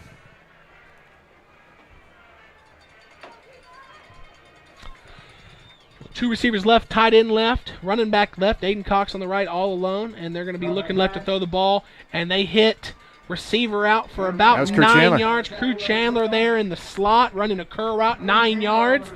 And this Bearcat passing game, we were talking about the Peaster passing game on the pregame show. The Bearcat passing game is looking sharp. Starting to gain some confidence, spreading it around. Wyatt threaded the needle right there. That was nice. Wyatt Smith, 7 of 12, 71 yards and a touchdown so far. And he's going to take the snap and hand it to Gage Anderson. Gage Anderson spins out of a would-be first tackler, and I think he's going to get just enough for another Irish Real Estate first down. Bearcats on the drive. Wyatt Smith, I just said 7 of 12, 71 yards through the air and a touchdown. He also has 47 yards on 4 carries on the ground. He's leading the offense so far. Two receivers right, one left. Got to have it really with Ish out of the game. Need some guys to step up, and they have. Oh, we got Aydon Cox on the sideline. Come on, man runs under a touchdown, Bearcats.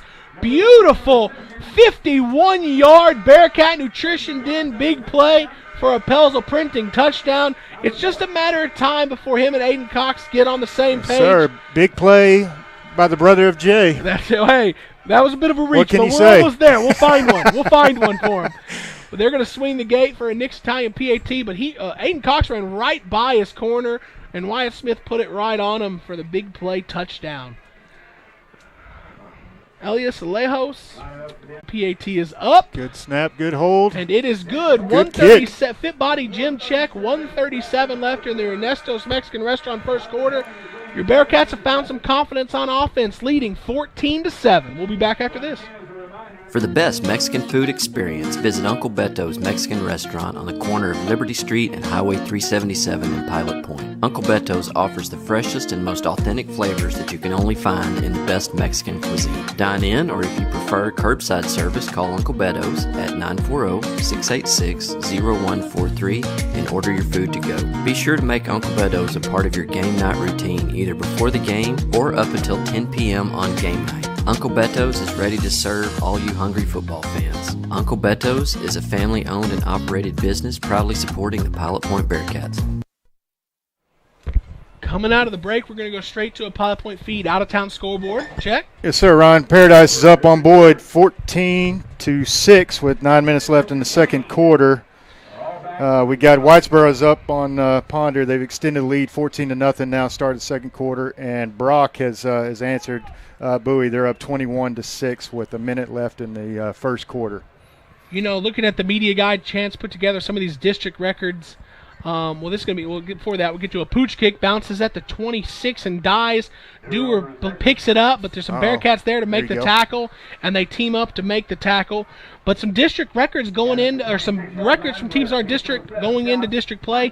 Brock 3-0, Paradise 3-0, Peaster 3-0, Ponder 3-0. Bowie is 2-1, Pilot Point and Whitesboro both 1-2, and then Boyd is 0-3. They're getting into some trouble to start the season. New coach over there, Boyd. Yep. But the Riney stat sheet update, we got Wyatt Smith 8 of 13, 122 yards, 2 touchdowns. He also is leading the rush in 4 carries, 47 yards. First down for Peaster is going to be a Tramar Gilbert carry up the middle for Ryan about Riney, a yard and a half. Well, perfect timing for Ryan Riney to make the tackle during the Riney stat sheet check. And then Riney construction stat sheet check. Through the air, Aydon Cox, I call him Jay because the big play. Aydon, 2 catches, 60 yards in the Gilbert, and he's going to get through the line of scrimmage, and he's going to be drugged down by Curly Brockman after a gain of about 8. It's going to set up a 3rd and 1 from their own 35-yard line here. Bearcat defense has an opportunity to force another punt situation here for Peaster. Yeah, it's a big play right here. We got Big Gavin out there, so we got our hosses on the defensive line. Yeah, they've got 2 receivers stacked out here on the Peaster sideline, one on the top. Out here in the flats. Well, they're going to run a quarterback power, and Gunner McIlroy is going to step over the first tackle before Asten Kirby brings him down right short of midfield. That's going to be a first down. You know, Bearcats have scored 2 touchdowns so far today without getting into the point bank red zone. Big play touchdowns. Bearcat Nutrition did big play touchdowns. And I'll tell you what, if I've got one complaint about Curly, he tackles a little bit low sometimes, and he'd miss the quarterback there on that one. Yeah, but Tramar Gilbert's going to get through some shoelace tackles there. He's going to get about 6 yards. Well, I don't think Curly has much of an option but tackling low. So well, I teach my guys go for the thighs or the hips, but he's going for the ankles a little bit too much. Well, this is going to be a Tramar Gilbert hit immediately, but we couldn't bring him down. But Colin Lynch eventually does bring him down. A couple penalties flags thrown. I can't see any situation what they would have been called on the defense. I don't either, but I'm getting whispers that it might be a hold. And it is going to be a hold on Peaster, which is going to move their 2nd and 4 to about 2nd and 14. When I was playing back in the day, we had a player who was a bit of an undersized defensive lineman, and I remember this was back when I was in middle school. Coach Schwartz recommending him trying to bite the opponent's kneecap. Huh? That's an interesting tactic. Reminds me a bit of Curly right there. I mean, he's going low. He's trying to make these tackles. It takes. I will give the defense credit, man. We're hitting Tramar Gilbert. He has not got started really in this game. He doesn't look comfortable. We got to keep it that way. And yeah, he's come up slow, and they've had to pull him out of the game a couple of times. Well, after the Ernesto's Mexican Restaurant first quarter, Bearcats 14, Peaster 7. We're at the end of the first quarter. We're going to step away for a moment. We'll be back for the second. Located in Pilot Point, Texas, the Chandler family has been making custom cabinets for over 40 years. As a team, Chandler Cabinets is committed to designing and building the perfect cabinets for you. They will make the process comfortable and stress-free by personally guaranteeing a superior product built on the standard of superior craftsmanship and immaculate customer satisfaction. From concept to completion, perfect form and function. Chandler Cabinets is an award-winning company with a reputation for consistent innovation at the highest level of design. You can find more information on Chandler Cabinets at chandlercabinets.net or on their Facebook page, Chandler Cabinets. Chandler Cabinets, 40 years of excellence. Are you looking to build that dream home or barndo? CS Designs offers a complete range of design services. CS Designs products range from general drawing services to commercial and residential blueprints, as well as 3D renderings and virtual reality walkthroughs. Let Cole Stewart and the CS Design team design you a beautiful progressive home or building that translates your ideas into an outstanding reality. Visit their website at csdesignstx.com or give them a call at 940-365-4048. Here we are for the start of the Maverick Fastener second quarter. 2nd and 12 for the Peaster Greyhounds. Gunner McIlroy takes a snap, looking to throw. He's pressured, steps up, and then he delivers one late. That was just before he crossed the line of scrimmage. Good way to keep his eyes downfield. 10-yard completion, setting up a 3rd and 2 from about the Bearcat 42. So yeah, we thought he was going to release it, and Aydon Cox is going to have a batted ball there, but Gunner pulled it down and extended the play and found a guy on the sideline, didn't he? Yep, good way to keep his eyes downfield. You can tell he's a pure passer. He likes to throw the football. I'm okay with that because we've had our issues with quarterbacks that pull it and run the ball well. Yeah, well, 3rd and short here for the Greyhounds. McIlroy's going to quarterback. Speaking of doesn't like to run, he's going to run. He's going to get hit, though, short of the first down. That may be why he doesn't like to run. Alex Puga coming up and putting it on him, and that's going to force. So that was supposed to be 3rd down. The down marker said 3rd down. Now it says 2nd. I think they might have flipped it the wrong. Okay, 4th and short here for the Greyhounds. The announcer's asking, isn't this 4th down? They're going quick. The Bearcats jump off sides, free play. You got to play. You got to play it though. Good job. Your arms around. Oh, he still caught that. And he still caught it. Wow. So they got a free play. But they he's not went marking deep. it. We definitely. Oh, they're going to say. The line judge is not giving them the play. I like it. No, they're saying that there was contact. Yeah. They're saying. Okay, I think they're saying there was contact there by the defensive lineman who jumped across the line of scrimmage, so that makes the play. That actually helped us. Absolutely. We basically interfered with the receiver trying to catch it. He still caught it for 20-something yards, and they're only going to get 5 out of it. That's a tough break. That is a tough break, but they still got a 1st down. Yeah, they do. The fans, try telling them that. Yeah. They're pretty upset about it. They have every right to be there. This guy there. right in front of us, his head is glowing. He's so upset. Might be the reflection from the stands. I didn't bring my sunglasses. Yeah. McIlroy on the keeper on the left side. He's going to get about 5.5 on 1st down. So, they're not moving the ball as efficiently as they did on the opening drive, but they are staying ahead of the chains, which is setting up success for their offense. Yeah, and shout out to that guy's head. He's got a nice bald head. Start there by the Peaster Greyhounds, advanced care penalty. So the 5.5, 6 they gained on 1st down, they're going to get 5 of it back. It's going to be 2nd and 9 here for the Greyhounds. Bearcats, 170 yards of offense in the first quarter, which is a nice sign of recovery from last week. 122 through the air, 48 on the ground. That's nice to see from the Bearcats. Let's go defense. Let's see another big play out of Aydon. He's been playing well this game. Getting some consistent pressure on the pass, and they're going to give it to Gilbert around the left side. He's going to find a bit of a hole. Bearcats defense, they're letting up. I wouldn't call them huge chunks, but they're long enough that set up. They're making them work some, but it's 3rd and short here. A lot of 3rd and shorts. We stopped them on 3rd and short most of the time, but they went for it on 4th. They've also they got us to jump off sides there. So here we are setting up about 3rd and 2. See, the defensive line's a little bit more disciplined this time. And this is going to be a handoff up the middle to Gilbert, tips toe to the line of scrimmage, and he's going to get just enough for the 1st down. Still making it tough for him, though, and they're hitting him hard every play, so I don't know how long he's going to last. Yeah, and the running game is not really where their offense is built around, and with the pressure that we're getting in the passing game, we may push him out. Speaking of, big sack, that's a fumble for sure. Strip sack, they do rule it a fumble. Peaster gets on it, but they recover it. Man, oh man, coming around the edge with some speed there. Did you get a number on that? It was so fast I didn't get a number. I did not. It was either, I don't know, I saw Gavin, I saw Ryan Ronnie in there. But that right defensive end or outside linebacker spot, he come around, he just beat the man. And Gunner McIlroy never saw him, and he got hit. Certainly wouldn't be surprised if it was Puga. I believe it was a double-digit number, that's but what I'm I thought. not entirely sure. I know, man, Aydon Aydon Cox cleaned the guy's clock that picked up the fumble. We're going to get an uppercut granite timeout by the Peaster coaching staff. I think they might want to go over some protection. While they go over protections, we're going to step away for a quick commercial break. Yes, sir. Look no further than James Floyd's Custom Roofing and Construction. Custom Roofing and Construction has built their business off of quality work and customer referrals. Let their friendly and knowledgeable staff ensure the project runs smoothly from start to finish. You can visit Custom Roofing and Construction on their website, customroofingdallas.com, or give them a call at 214-274-8353. Established in 2004, Ernesto's Fine Mexican Food has continued preserving its original home-style cooking and hospitable touch. Ernesto's family has roots in Mexico as well as Texas ties. Relying on those roots, Ernesto created his unique menu. Offering a variety of Tex-Mex favorites as well as Mexican specialties, Ernesto's won't let you down. So join them for home cooking, or as they say, Comida Cesar, in family-style service. Located at 10279 Farm Market 455 East, Suite 100, or at the corner of 455 and Highway 377 in Pilot Point. They look forward to seeing you, and go Bearcats.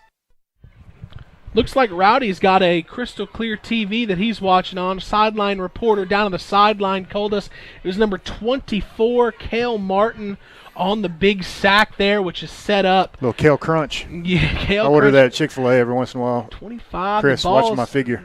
At the 35. So it's only like 150 calories. You never heard of Kale, have you? It's like 2nd and 20 here for the Greyhounds. You don't look like you've heard of Kale. McIlroy, there's going to be a speed option to the right. McIlroy is going to keep it, and Curly Brockman gets his arms around him, slings him down. Well, I tell you what, he's kind of tiptoeing.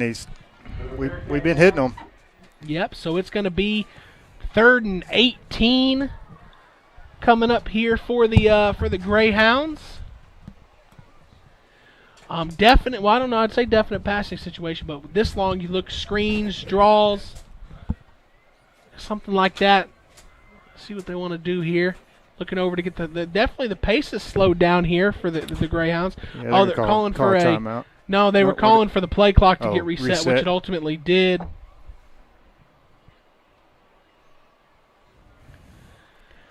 Well, they got an offense that's built to sling it down the field, so we got to be careful here. Yeah, no, definitely with our secondary history, we could we're liable for a big play, and they're going to look for it. But in pressure, they are going deep though. We're in position. Oh man, mistimed our jump. Oh, mistimed our jump by just a little bit, and cost us the interception. But that's okay. It is 4th and 18 from our own 34-yard line. So this is kind of no man land.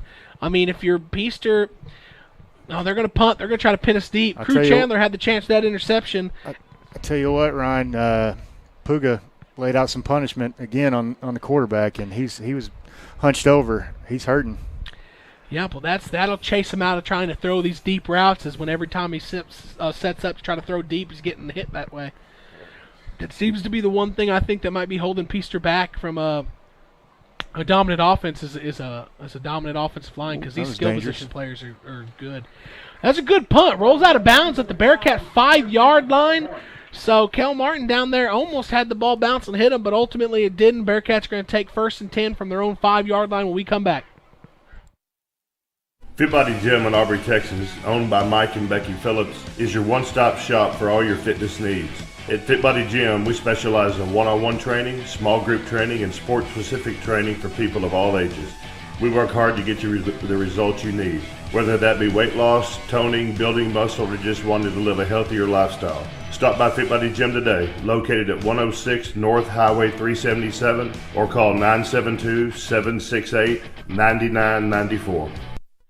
So just a quick correction on the interception. That was Stephen Rodos with the opportunity, not Crew Chandler. But the Bearcats 1st and 10. Hand it to Curly up the middle from under center, and he's going to get 9 yards up to the 14-yard line. Good carry by Curly Brockman. He's a downhill runner, I'll tell you. Oh, absolutely. The offensive line's doing a good job on both sides of the ball. We may need to take advantage of that a little better, is getting Curly lost behind this big offensive line. Just hiding behind big Gavin Wheeler. Yeah. We're going to take the second one snap, and it's going to be a quarterback keeper up the middle, and Wyatt Smith dancing around. He's going to get out to the 25-yard line. It's more than enough for an Irish real estate first down for the Bearcats. Got a little pep in our step. Looks like we're playing with purpose now, Ryan. I like this. Yeah, I like it, too. Getting a little bit of confidence with us. That defensive line is providing some pass rush. Offensive line is providing fantastic protection, making some holes to run here and there. And we're going to be under center, I right again. I like us getting into this formation. Curly Brockman. Oh, man, this is the inexperience of this. Unfortunate. I like getting under center, but we don't do it a whole often. So it looked like the left guard stepped on Wyatt Smith on the way out. Announcer jinx. Oh, jeez. I don't even know what I said. I said I like the I formation. I can't take blame for that. You said something about under center, though. Yeah, well, under center, it looked like Wyatt Smith got stepped on and tripped. So it's going to be 2nd and 12 here. Negative play there for the Bearcats, but they're going to have a chance to rebound here. Gage Anderson next to Wyatt Smith here on the 2nd and 12. And they're going to fake it to him, and Wyatt Smith's going to roll out right to throw the ball. Looking back. And he's, Wyatt Smith likes to look for the deep ball. He had a man out in the flat, open right off the bat. Decided he was going to continue to look downfield. He eventually came back to Puga in the flat, and it was almost intercepted. Yeah, give Peaster some credit there, even though I know Terry Slay doesn't like to give anybody credit except himself. But Peaster did a good job of covering our receivers there. So some of the work at the Fit Body Gym may be paying off. Ryan Riney checking in at tight end here for this 3rd and 12. This may be to shore up pass protection, but it may be to sneak him out and let the big guy roll. Here we go, 3rd and 12. Wyatt Smith drops back to pass, and he's going to throw a deep curl to Aydon Cox, who catches it, and he tries to drag a man for the first down, and it's going to be right on the line to gain. They gave him the Irish Real Estate first down on that 3rd and 12. Aydon Cox caught it with about 3 yards short of the first down and drug his corner to the line of gain. Tough physical play there by Aydon Cox. Man, Aydon's having a great game. Love to see it. And here we go. This is going to be under center. It's a handoff to Gage Anderson. Come on, Gage. Makes one man miss and finally spun around after about a gain of 8.5. Man, he's got them happy feet. He's like Chris Nortman, late night run to the ice cream shop. You know what I'm saying? 2nd and short here. Under center again. I right. And it's going to be another handoff. Gage Anderson following a blocker. I like it. And he, when Travis Marsh, I asked him about a late flag coming, and I wonder what that's about. Great running by Gage Anderson. When I asked Coach Marsh about Gage and getting the call up and all of that, it's going to be an advanced care holding on the Bearcats. I think it's going to stop us from getting the first down. Flag came out super late for it to be a holding. It really did. I asked Coach Marsh about Gage Anderson, and he said that Gage was going to be going, no matter what he did, he was going to be going 100 miles an hour, whether it was right, whether it was wrong. He was going to be going 100 miles an hour. Yeah, you can see he's got a high motor. I mean, as soon as he gets that ball in the backfield, man, he's gone. He's got some purpose. Here we go. It's going to be 1st and 6, so backed us up a little. But, Wyatt Smith hit as he thrown. Aydon Cox gets there, turns into a corner there, and is able to bat that down. So, man, thank goodness Aydon Cox is 6'3", 6'4". He had to use every inch to kind of bat the ball away from the defensive back. Yep, so there's some confusion between the PA next to us and the referees. The referees are saying it's 2nd down now. Referees are saying it's 2nd down. The guy in the booth next to us is saying in animate it is 3rd down. So I'm going to call it 2nd because that's what the down marker says. Looks like it's going to be 2nd and 5 for the Bearcats. Under center, I right. Snap, and it's going to be a pitch out to Gage Anderson looking to get the corner. He cuts it up, spins out of a tackle, and he's going to get about a 1 yard shy of the yard to gain for the first down. I believe this is going to set up a 3rd down. The referees are holding up 3 fingers, so this is 3rd down. The sign for 4th down is the closed fist, so I saw the 3 fingers up there. So it's going to be 3rd and short. Bearcats already lined up. Obvious quarterback sneak. They didn't even try to hide it, but they're going to convert for an Irish Real Estate first down. Fit Body scoreboard check. Bearcats 14, Greyhounds 7, 4:19 left in the Maverick Fastener 2nd quarter. 1st and 10 at our own 45 on the drive. We started this drive at our own 5-yard line. Yeah, I hope we're lulling them to sleep here, Ryan. They got the sophomore cornerback number 9 out here on Asten. Another under center carry. Gage Anderson, great stutter step, evades the first tackler. Not a whole lot there after that. And it takes 4 or 5 Greyhounds to bring the freshman down. Tough run in there, but it's going to be 2nd and 9. Got a couple good observations from the people watching tonight. I have noticed the last few times that we tried to throw the ball to Aydon Cox, they've had 2 guys running with him. Yeah, I don't blame them for that. I can't either. So right here definitely would be one-on-one opportunity here, and we are in the shotgun. They're shading the safety. Oh no, they're shading the safety over with the running back. This would be a one-on-one opportunity for Aydon Cox. Right here. No. And we're going to have whistles, and that's an uppercut granted timeout by the Bearcats. We're going to go to break and come back on the other side of this timeout. Do you need a maintenance check or emergency repair on a heating or cooling unit? Fowler Air is available to handle all of your heating, cooling, and ventilation needs. Fowler Air will work with you to find an HVAC solution that fits your needs by providing you with a full consultation, explaining all your available options so that you can choose the 8-6. So I guess the Bearcats didn't like what they saw there on 2nd and 9, so they called a timeout. That's their first uppercut granted timeout of the half. I like what we're seeing so far. Lots of effort. The line play for the Bearcats, I think, has been a big difference in these two teams. Both two teams are sporting some pretty good skill position players. A lot of guys stepping up, too. They cannot keep Gunner McIlroy from getting hit, and we've been protecting Wyatt Smith to this point really well. So hope that is a trend that continues. 3.5 minutes to go here in the Maverick Fastener second quarter. And it's a bit of a high snap. Smith fields it, and he throws a slant to Crew Chandler, who could not bring it down. So it's going to be 3rd and 8. Shout out, we got somebody watching, H-Town Hog from Belleville, Texas. Yes, sir. The Brahmas. I know that guy. He might be a Kirby. He might be a Kirby. Yep. 3rd and 9 here for the Bearcats at their own 46-yard line. I don't know if they trust Gage enough to hit him out in the flats on a little swing pass, but I'd like to see him get out in space. Well, they're swinging him out there, and Wyatt Smith drops straight back to pass. Has time, throws to Aydon Cox, who there was some contact. Oh, there the flag came. So Aydon Cox tried to go up. His right hand was restricted from coming up to try to catch the ball, which only allowed him one arm to try to catch it. Couldn't bring it in, but the flag came from the back judge there. Yeah, I just hope the line judge is not trying to talk him out of it here as they consult. That is not his call. That is an interference. Shout out to whoever put the air conditioner in this booth, because it is like winter in here, and I'm wearing shorts. I wasn't ready for this.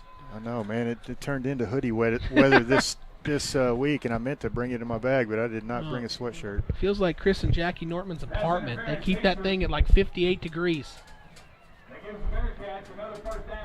Last time I went to visit them, they had ice on the marble countertops. That's the only way to serve your patrons. So here we go, 1st and 10 from the Peaster Greyhound 49 after that advanced care penalty. Wyatt Smith's going to put it in the belly, but he's going to pull it out from Gage Anderson. He's going to get about 1 yard before Cole Fairs is going to start the process of tackling. Number 70, Tyler Stageman, finishes the process of the tackle. And it is going to be 2nd and 10 for the Bearcats. The clock is under 3 minutes to go, so we're running a 4-minute offense type here to try to make sure we get in the end zone, but not leave Peaster too much time to do a whole lot with it either. Yeah, that last play, I would have liked to seen Wyatt go ahead and give that one up. I thought Gage had some room there. Well, he's dropping deep drop back to pass. Now he's got Gage out of the backfield. And it was going to be a screen pass that was low throw. It was brought in by Gage Anderson. So it was caught for about 3 yards there. Going to set up a 3rd and 7 from the 36-yard line of the Greyhounds. So this is 4-down territory. Flag on the play. Maybe it was on the Peaster coach, because there was nothing happening over here. The line judge on this near side, and oh yeah, he's pointing back. I think he's upset with. He's telling the referee. It's just like with telling the big boy on it. over here. I mean, that's all it could be, right? I mean, there's nothing going on over here. Sideline. I think it's on. On Peaster. Yeah. We're gonna see if it's a warning or he still hasn't moved. It looks like a warning. Yeah, so it's just a warning. Now he's. Here we go, 3rd and 6 for the Bearcats, 3rd and 7. Oh, Aydon's got a good matchup down here on the near side. They got that safety. Let's see if they run him all the way over there. Wyatt Smith looked that way all day to throw. Shuffling out to the right, throws it deep. Oh, man, he just got rid of it a little late. Had Cade Carter down there. Go for it here, Ryan. Well, I was going to bring it up before the penalty came out. I thought that was good 4-down territory with kind of being in no-man land. But it's 4-down territory, I feel, if you get yardage on that 3rd down. Right. So if you can cut the 3rd and 7 down to a 4th and 3, this part of the field, I feel good about going for it. But I'm not. 205 up 7. I don't hate the decision. I don't. I think it's a safe decision. Let's not forget Peaster does get the ball to start the second half, so they have an opportunity to double dip if they can pull something good out of their drive. Aydon Cox back to punt. And we're getting an uppercut granite timeout on the Bearcats. So, I don't know who the John Fossil on the Bearcats is, but I wonder if maybe this, it's district play, I wonder if this is where you may pull out a some sort of trick play. You got one of your best athletes on your team as your punter. Right. I haven't seen him throw the ball, but I imagine Aydon, grew up throwing the ball with Jay and run brothers. Little run pass option. I bet he can throw the ball. He's a great athlete. We got some other good athletes out here. Tell him to go rugby this side over here, and if he's got room, take off. That is such a cool thing about the rugby style is that you start sprinting out of way, and there ain't no one there. Just keep it on trucking. Well, it is interesting now because our wide receiver on this side has cut down his stance. So they may be setting something up to this far side because he's got a lot of room to run. So there are, I don't know, I don't do a good enough job of observing all the members of the special team units. But, you only have so many guys on varsity. You have one of your star athletes at punter. Your quarterback is up butt. Your quarterback is up back. Your freshman running back is another guy. They're gonna fake it. What are they gonna do? Reverse field, throws the ball. Turn it up. We gotta get the first. We got to cross the 30-yard line. I think that's enough for the first down. That's Puga. And we were on it. On it. You know what? Peaster didn't look fooled either, though. But ultimately, we executed a pass from Aydon Cox to Alex Puga. For some tomfoolery there. Little Puga on offense. I like it. Well, now, I was worried about Peaster getting the opportunity to double dip. Now the Bearcat drive continues. Under center snap, handoff to Gage Anderson. Gage. He finds some space. He sidesteps a man, and he's going to get out past the first down end.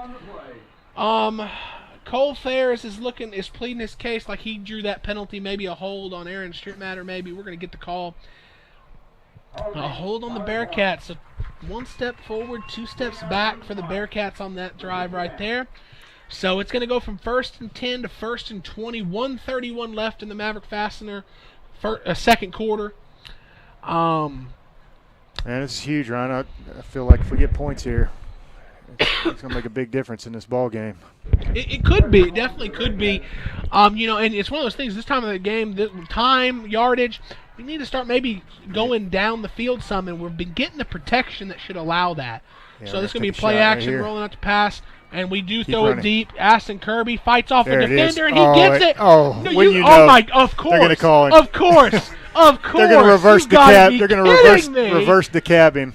Oh, my Lord. So Asten Kirby out in the route, back, chest facing line of scrimmage, backpedaling, has the defender charging up on him. Oh, yes. Oh, well, he drew the flag. Hey. Definitely the defender was coming in hot. I thought for sure they were going to call it on. With Asten's luck. Yeah, Asten just put his arm on the defender to give himself some space because the defender was coming in so hot and heavy, makes the catch, backpedals into the end zone for a huge touchdown. What was the yardage on that? 39 yard Bearcat Nutrition Den, big play touchdown. And the Nick's Italian PAT snap kick, hold kick is up, and it's good. 1:17 left in the Maverick Fastener second quarter. Bearcats 21, Peaster 7. Since 1983, the Scott Walker Insurance Agency has been covering the insurance needs of Pilot Point. Regardless of what that need may be, they have you covered, offering homeowners, auto, life, farm and ranch, and commercial. Give them a call at 940-686-2692. That's Germania Insurance, the Scott Walker Insurance Agency, located just north of the town square at 211 Scott Lane in Pilot Point, Texas. Scott Walker Insurance Agency, always there to help. Hello, Pilot Point, Texas. This is Pastor Dwayne Edwards at Grace Point Nazarene Church, right here in Pilot Point. I want to invite all of you to come out and join us this Sunday, 10 a.m., right at 611 East Liberty. You can also join us on Facebook Live. Just go to Grace Point Nazarene Church. We start right at 10 a.m. We have ministries for the entire family, and if you want to find out more about us, just simply go to gracepointnaz.net. Again, that's gracepointnaz.net. God bless you, and go Bearcats. So as we come out of the commercial break and get ready for the Southern Junkies kickoff, we're going to hit a Riney Construction stat sheet check. Bearcats 180 yards passing, 53 yards rushing for 233 yards of offense. The passing game, ultra efficient so far today. Wyatt Smith, 11 of 20, 180 yards and 3 touchdowns. He also is the leading rusher, 8 for 43, but Gage Anderson is getting some carries as well. Receiving, Aydon Cox, 3 catches, 72 yards and a touchdown. Asten Kirby, 4 catches, 74 yards and 2 touchdowns.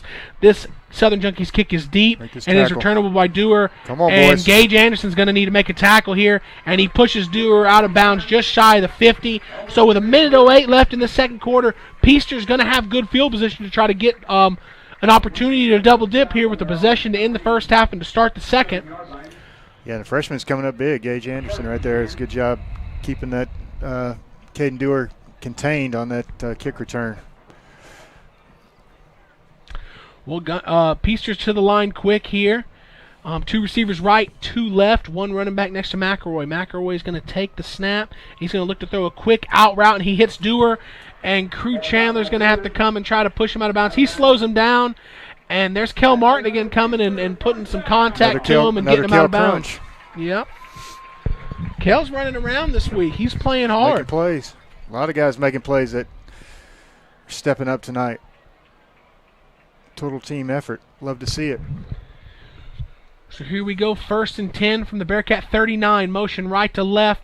And they're going to throw a swing pass out to the left. And they're going to get some yardage. They're going to get about 6 yards for the Bearcats team up to bring them down at about the Bearcat 35-yard line. That was number 5, Brody Williams, who had the big touchdown. Yeah, he had a couple of big plays early in the game. We hadn't seen much of him since then. So hurry up. They're looking to throw the ball here. Bearcat pressure gets to him. Oh, man, great play. Gunner McIlroy steps out of what should have been a sack, and right as he was crunched by 2 other Bearcats, he was able to get rid of it. No, he was definitely within the pocket there. We got another nice Puga pass rush right there. Looked like Bearcats number 54, Alfonso Ortiz, was around Gunner McIlroy's feet there, which almost got the first sack, and then a couple other guys come in and crunch him. But he was able to get rid of it, but there's an advanced care penalty on the play. We're about to get the call. Nope. They're waving it off. I think they were going to call grounding, but they conferred. He was in the pocket. He had nowhere to go. He couldn't escape the pocket. Yep. Bearcats have done a good job disguising coverages too. We got Crew and Asten up and showing press coverage, and then they're dropping back before the snap. Gunner McIlroy looks capable of making multiple reads. The problem is when his first read's not open, there ain't no time to make a second. Ain't got no time for that. Ain't nobody got time for that. And they're going to just try to run the ball with Gilbert up the middle here, and it is 3rd down. That was 3rd down, and they're not going to get the first down, so it's going to be 4th and 2. 25 seconds and counting in the half. Tick. They have at least one time. It looks they're showing 2 timeouts left. I mean, if you're going to go for it here, you might as well use one. But 15 seconds and counting. Snap. Going to be a quarterback run to the left side, and Gunner McIlroy is going to step out of a tackle, get a first down, before he's punished by a handful of Bearcats. Yeah. And now they're going to call the timeout. 6 seconds left. So they're either going to try to kick it, or they're going to have one play to try to throw it to the end zone. So I did not get a chance to see the Peaster Greyhound kicker pregame. I saw our kicker, Elias Alejos, good from a little bit more than 40.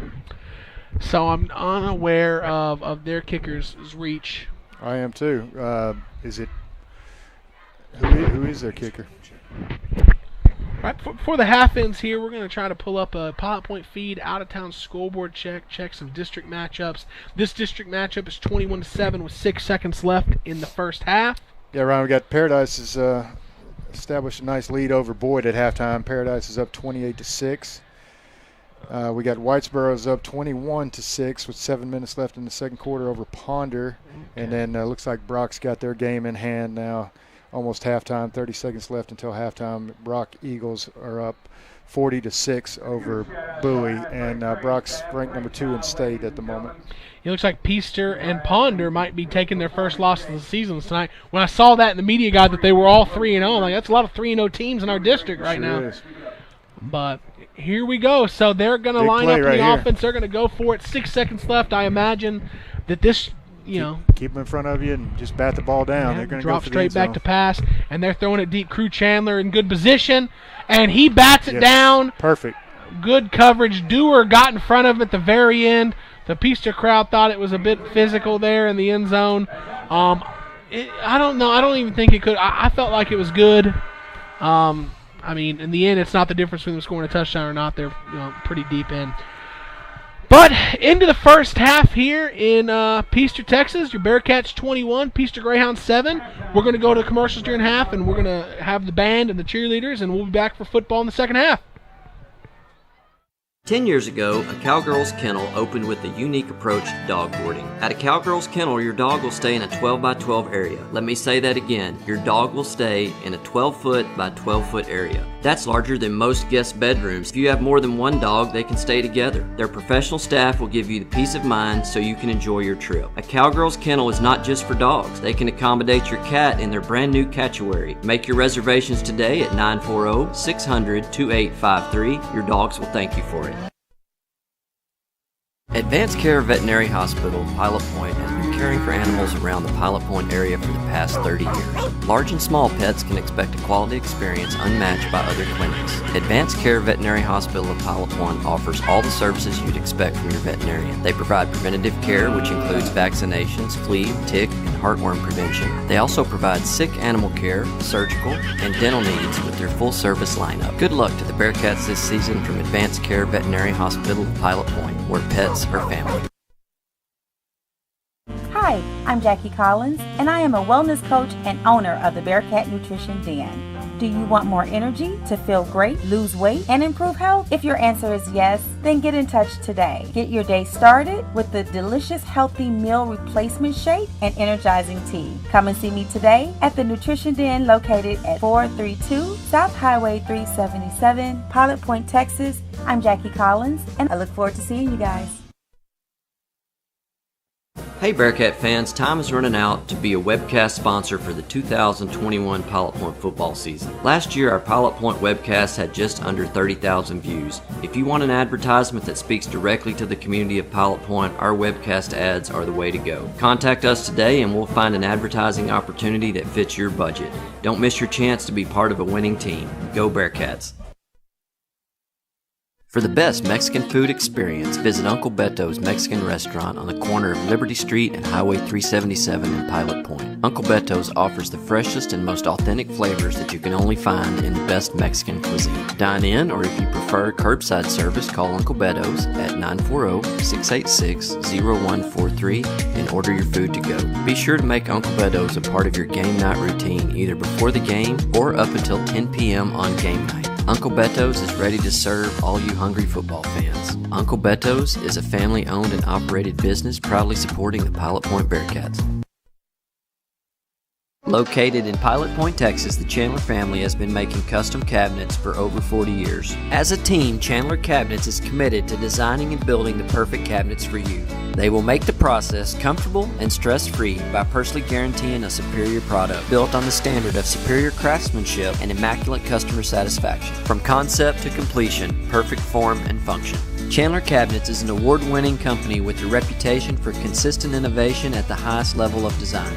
You can find more information on Chandler Cabinets at chandlercabinets.net or on their Facebook page, Chandler Cabinets. Chandler Cabinets, 40 years of excellence.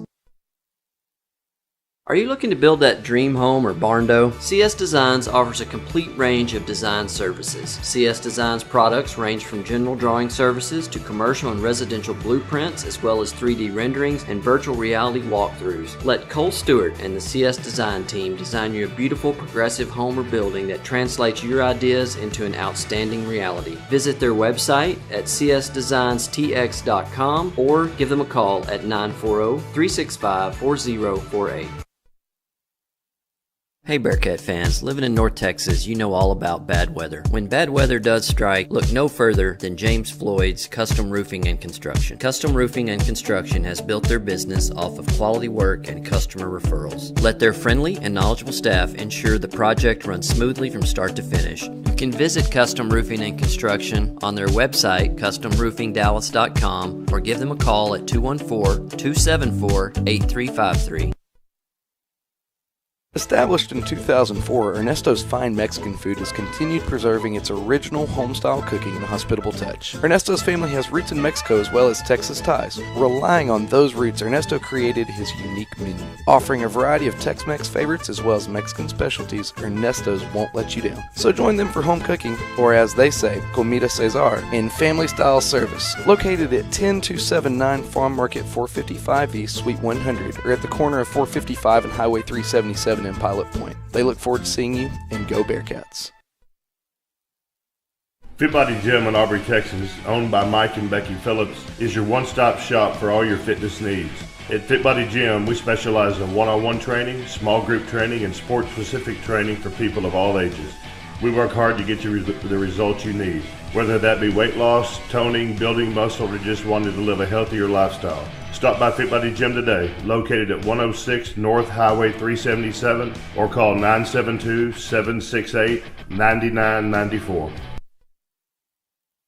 Do you need a maintenance check or emergency repair on a heating or cooling unit? Fowler Air is available to handle all of your heating, cooling, and ventilation needs. Fowler Air will work with you to find an HVAC solution that fits your needs by providing you with a full consultation, explaining all your available options so that you can choose the system that's right for your home or business. Give Fowler Air a call today at 817-487-2286 and schedule your service. That's Fowler Air, 817-487-2286.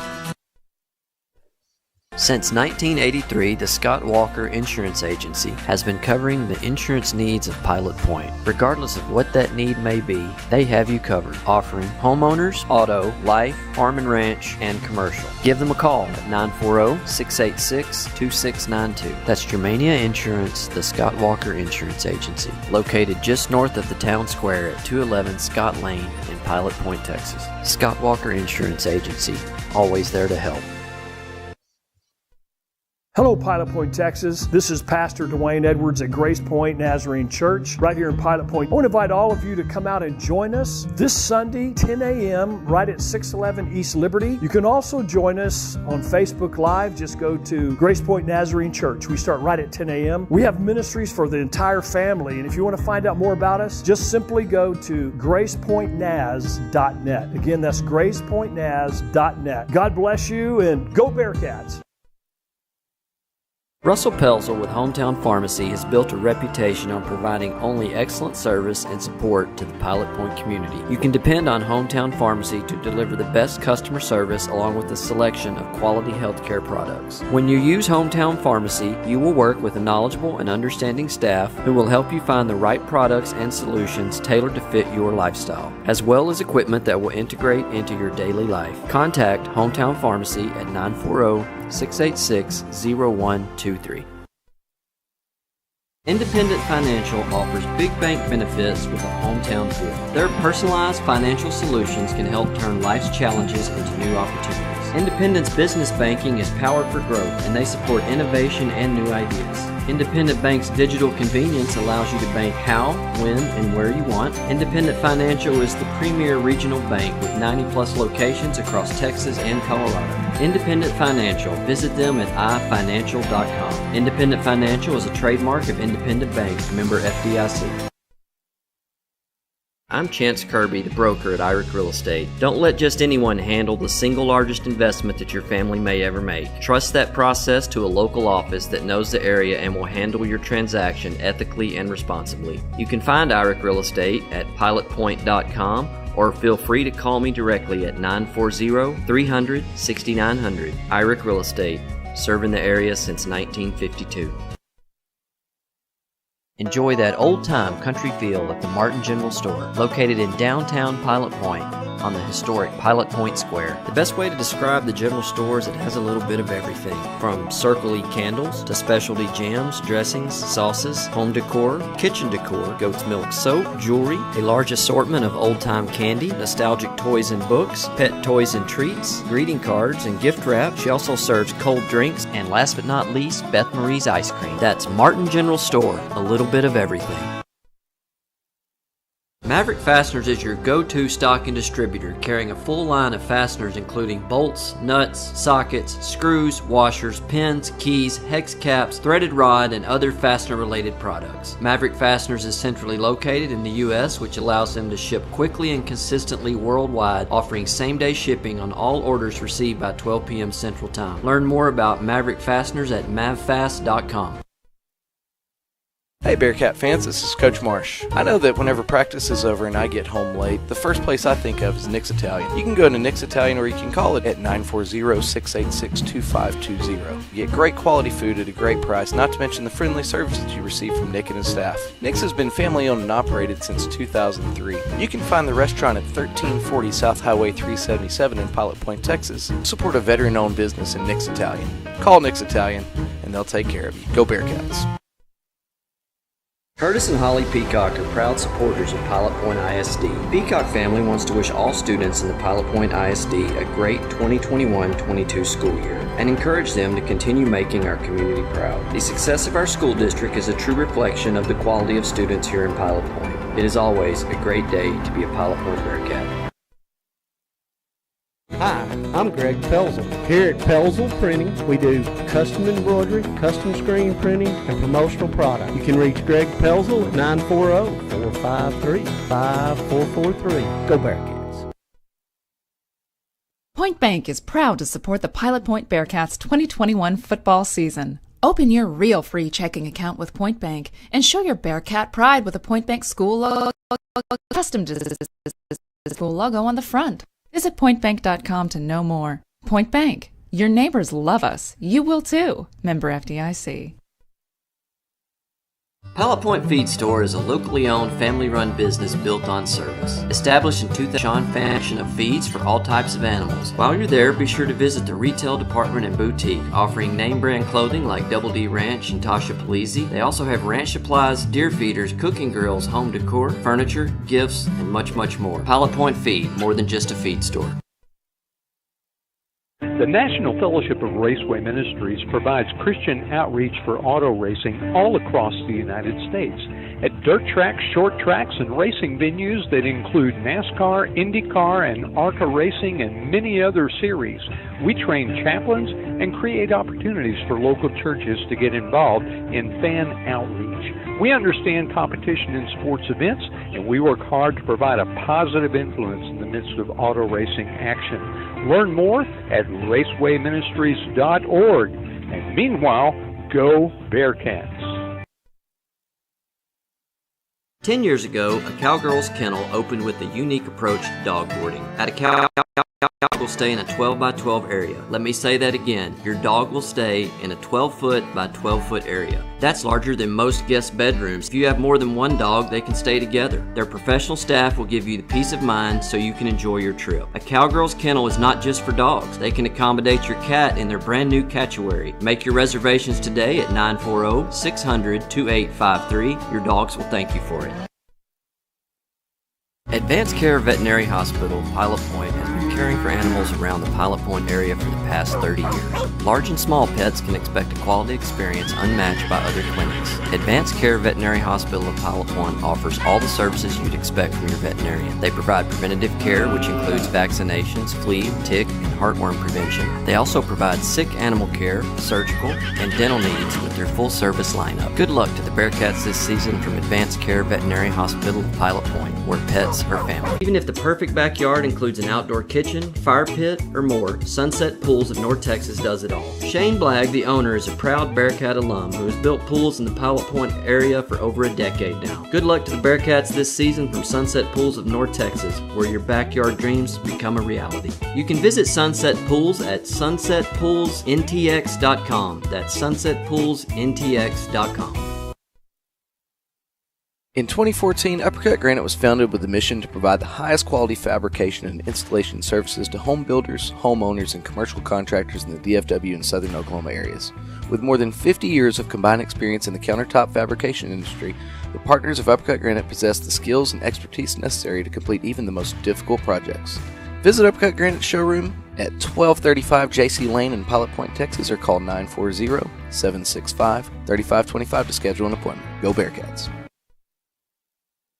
This is Shannon Stafford with Whitney Delcourt of IRIC Real Estate. Whitney Delcourt is my real estate professional for all my commercial land and real estate needs. Whitney always demonstrates the highest ethical, moral, and professional integrity. Whitney's impressive market knowledge, her hard-working, customer-focused style, and Whitney's professional service makes Whitney Delcourt the best choice to be your real estate professional. 10 years ago, a Cowgirls Kennel opened with a unique approach to dog boarding. At a Cowgirls Kennel, your dog will stay in a 12 by 12 area. Let me say that again. Your dog will stay in a 12-foot by 12-foot area. That's larger than most guest bedrooms. If you have more than one dog, they can stay together. Their professional staff will give you the peace of mind so you can enjoy your trip. A Cowgirls Kennel is not just for dogs. They can accommodate your cat in their brand new catchawary. Make your reservations today at 940-600-2853. Your dogs will thank you for it. Advanced Care Veterinary Hospital of Pilot Point has been caring for animals around the Pilot Point area for the past 30 years. Large and small pets can expect a quality experience unmatched by other clinics. Advanced Care Veterinary Hospital of Pilot Point offers all the services you'd expect from your veterinarian. They provide preventative care, which includes vaccinations, flea, tick, and heartworm prevention. They also provide sick animal care, surgical, and dental needs with their full service lineup. Good luck to the Bearcats this season from Advanced Care Veterinary Hospital of Pilot Point, where pets are family. Hi, I'm Jackie Collins, and I am a wellness coach and owner of the Bearcat Nutrition Den. Do you want more energy to feel great, lose weight, and improve health? If your answer is yes, then get in touch today. Get your day started with the delicious healthy meal replacement shake and energizing tea. Come and see me today at the Nutrition Den located at 432 South Highway 377, Pilot Point, Texas. I'm Jackie Collins, and I look forward to seeing you guys. Hey Bearcat fans, time is running out to be a webcast sponsor for the 2021 Pilot Point football season. Last year, our Pilot Point webcast had just under 30,000 views. If you want an advertisement that speaks directly to the community of Pilot Point, our webcast ads are the way to go. Contact us today and we'll find an advertising opportunity that fits your budget. Don't miss your chance to be part of a winning team. Go Bearcats! For the best Mexican food experience, visit Uncle Beto's Mexican Restaurant on the corner of Liberty Street and Highway 377 in Pilot Point. Uncle Beto's offers the freshest and most authentic flavors that you can only find in the best Mexican cuisine. Dine in, or if you prefer curbside service, call Uncle Beto's at 940-686-0143 and order your food to go. Be sure to make Uncle Beto's a part of your game night routine either before the game or up until 10 p.m. on game night. Uncle Beto's is ready to serve all you hungry football fans. Uncle Beto's is a family-owned and operated business proudly supporting the Pilot Point Bearcats. Located in Pilot Point, Texas, the Chandler family has been making custom cabinets for over 40 years. As a team, Chandler Cabinets is committed to designing and building the perfect cabinets for you. They will make the process comfortable and stress-free by personally guaranteeing a superior product built on the standard of superior craftsmanship and immaculate customer satisfaction. From concept to completion, perfect form and function. Chandler Cabinets is an award-winning company with a reputation for consistent innovation at the highest level of design. You can find more information on Chandler Cabinets at chandlercabinets.net or on their Facebook page, Chandler Cabinets. Chandler Cabinets, 40 years of excellence. And we're back, getting ready to start the second half of football here in Peaster. A good first half put out from your Bearcats, but there is still 2 quarters left to play. I know last year as we were trying to find ourselves early, we took us a little bit to string 2 halves of good football together. We did that week 1 against Plainview. We strung 2 good halves together, and we're looking forward to doing that tonight. Riney Construction stat sheet check, so we'll get some individual player stats, and then we'll go to team stats. Wyatt Smith, 11 of 20 for 180 yards, 3 touchdowns, 55% completion rating, 135.4 is his passer rating. Aydon Cox also threw a pass, 1 for 1, and he completed that 4th down fake punt. On the ground, I don't think these numbers are totally line up, but we have Curly Brockman 2 for 10, Wyatt Smith 8 for 43. The one that I'm questioning, I feel like Gage Anderson has more than 15 yards, but we have 4 carries, 15 yards. Through the air is where we've made our hay here. Aydon Cox, 3 catches, 72 yards, and a touchdown. Asten Kirby, 4 catches, 74 yards, 2 touchdowns. Cade Carter, 1 catch, 10 yards. Crew Chandler, 1 catch, 9 yards. Puga, 1 catch on the fake punt that we converted the first down. And then Gage Anderson, 2 catches, another 15 yards. That's for your Bearcats for 233 yards total offense, 180 through the air, 53 on the ground. Peaster has 135 yards of team offense. Southern Junkie kickoff is a bouncer. Field came in hot on one of the Greyhounds. It hits him in the chest, but he's able to jump on it around their own 36-yard line. So, John, we had a good effort throughout the first half, good protection, good pass rush. Yes, sir. We have a second half defense starting us off. What are you looking for here? Man, just more of the same. I like how everybody was involved. It seemed like in that first half, everybody stepped up. So if we keep that up, we're in good shape. And we were hitting their quarterback constantly. We were tackling Gilbert as soon as he got the ball, didn't get ahead of steam. So we keep that up, we're in good shape. I like it. Gunner McIlroy, 6 for 12 for 80 yards and a touchdown in the first half. He takes the snap and hands off to Gilbert along the left side, and there's nowhere to go. Looks like, is that big Gavin Wheeler or Ryan Wright? Oh, well, that's neither. That's number 55, Eddie Gatton, in there wreaking havoc on the first play. Ryan Wright, he gets there and helps him clean it up along Aydon Cox. More Peaster stats.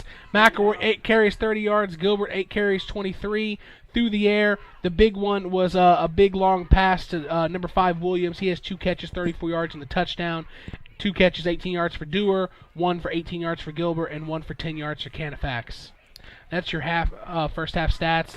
Here on the second long pistol formation handoff up the middle to Gilbert, and he is tripped up after about a half yard there by Cale Martin. Cale Martin, he's been on varsity to this point, but this is the most action I feel like I've seen out of him, and he is playing today, isn't he? Yeah, he sure is. He stepped up his game. With the absence of Ish Harris on the defensive side, he's the guy having to fill that in, and he is doing a heck of a job, which is good to see for the Bearcats. Now you think you have a little flexibility. Ish doesn't have to play linebacker every snap and running back every snap.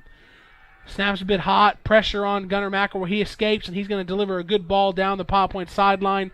And I believe it was dropped. It was dropped. Incomplete. So Bearcats are going to start the second half on defense with a 3-and-out. That's what we needed right there. I was a little worried these guys from Peaster getting a break at halftime and coming out fresh, maybe with their skill position players, but nothing was there. First drive. I'm just making a football observation here. Used to, you couldn't have more than, you had 12 players breaking the huddle on offense. You would get a penalty. I guess if you don't huddle, you can have as many players as you want. They had a bunch right there. That. But Gunner McIlroy rolls out right, and he punts, and it is a short punt that actually hits I think that hit that number 20 for Peaster, but if it didn't, whatever, it bounced straight out of bounds. Bearcats going to get their first possession of the second half. 1st and 10 from their own 35. Defense did their part to start the half. Offense, it's their turn to build off this momentum. Yeah, it is, man. One thing I'd like to see Asten yell at Crew a little bit more there on that punt. He had his back turned. The ball could have bounced off of him. You got to be careful on that. You got to yell fire and get your guys out of there if you're not going to field it. We got a height advantage here on the Peaster sideline. Big 6'6" Cade Carter, one-on-one with a much shorter number 15 Matt Wiley corner. But we're going to go swing past the opposite side. That is caught. Crew Chandler doing some work here. Irish Real Estate first down on the first play. Talking at halftime, we're seeing some creativity in the passing game with this Bearcat offense. Yeah, they're getting all these different guys involved. There was a nice little swing pass out to Crew Chandler. I thought for a second it might be Curley or Gage. You know, they're all about the same stature. Man, Crew had some nice speed on that. Wyatt Smith's going to keep this quarterback run right up the middle, and he's going to get from the 48 of the Bearcats up to about the 48 of the Greyhounds. That's going to be 4 yards on first down. It's going to be the 49, so 3 yards there. Looking over to the sideline to get the calls. Cade Carter down here, like I said, Cade Carter stands about 6'6". I'd say this corner down here stands at about 5'9". Yeah, we got the advantage on the jump ball for sure. And Wyatt Smith's going to look the other way and deliver it quick. And defender was in position, got between Aydon Cox and the pass and distracted Aydon just enough where he couldn't bring it in. Going to set up a 3rd and 8. I feel like if Peaster's going to try to sit on some of these curls and outs, it might be time to take a shot. Might want to double move them. Wyatt's had plenty of time. The offensive line's done a great job of pass protection. Yeah. So I think a double move could be in order that's at some point. The concern about a double move, but we're getting lots of protection tonight. So we're going to go trips left, one receiver right, Gage Anderson, then back to Wyatt Smith, and they're going to roll out left towards the trips. And they got Crew Chandler running a post. Come on, He's keep going running. to try to see if he can get his hands on it. Ball is overthrown a bit. Some good coverage there. Good coverage, little physical. Hey, I'm okay. You know what? There was some jockeying going on, but I'm okay with that. Well, flag. Well, the PA announcer has called the flag. The referees are talking. I don't know what it. I thought that was good coverage.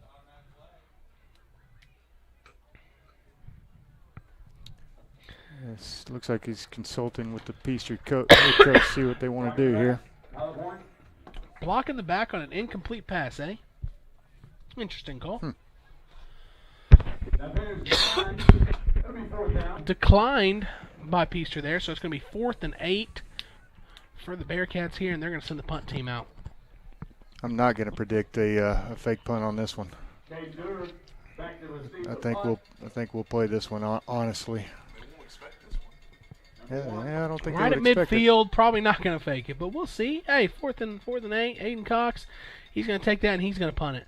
And this is a high booming punt towards the Bearcat sideline. It is short, and man, it was like Battleship over there trying to hit that guy just standing there. He almost hit one of the gunners or one of the blockers for Peaster, but ultimately didn't bounce out of bounds. We're going to step away for a commercial. We come back 9:25 left in the 3rd quarter. Bearcats 21, Peaster 7. Are you looking to build that dream home or barn-dough? CS Designs offers a complete range of design services. CS Designs products range from general drawing services to commercial and residential blueprints, as well as 3D renderings and virtual reality walkthroughs. Let Cole Stewart and the CS Design team design you a beautiful progressive home or building that translates your ideas into an outstanding reality. Visit their website at csdesignstx.com or give them a call at 940-365-4048.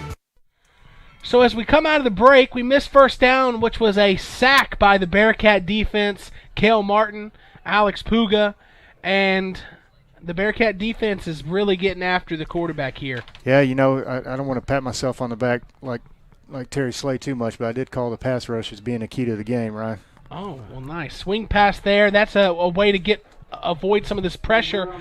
But the Bearcat defense moving side to side as well, and that's only about maybe a 3-yard gain, getting back almost as much as they lost on the first down. Going to set up 3rd and 11 for the Greyhounds here.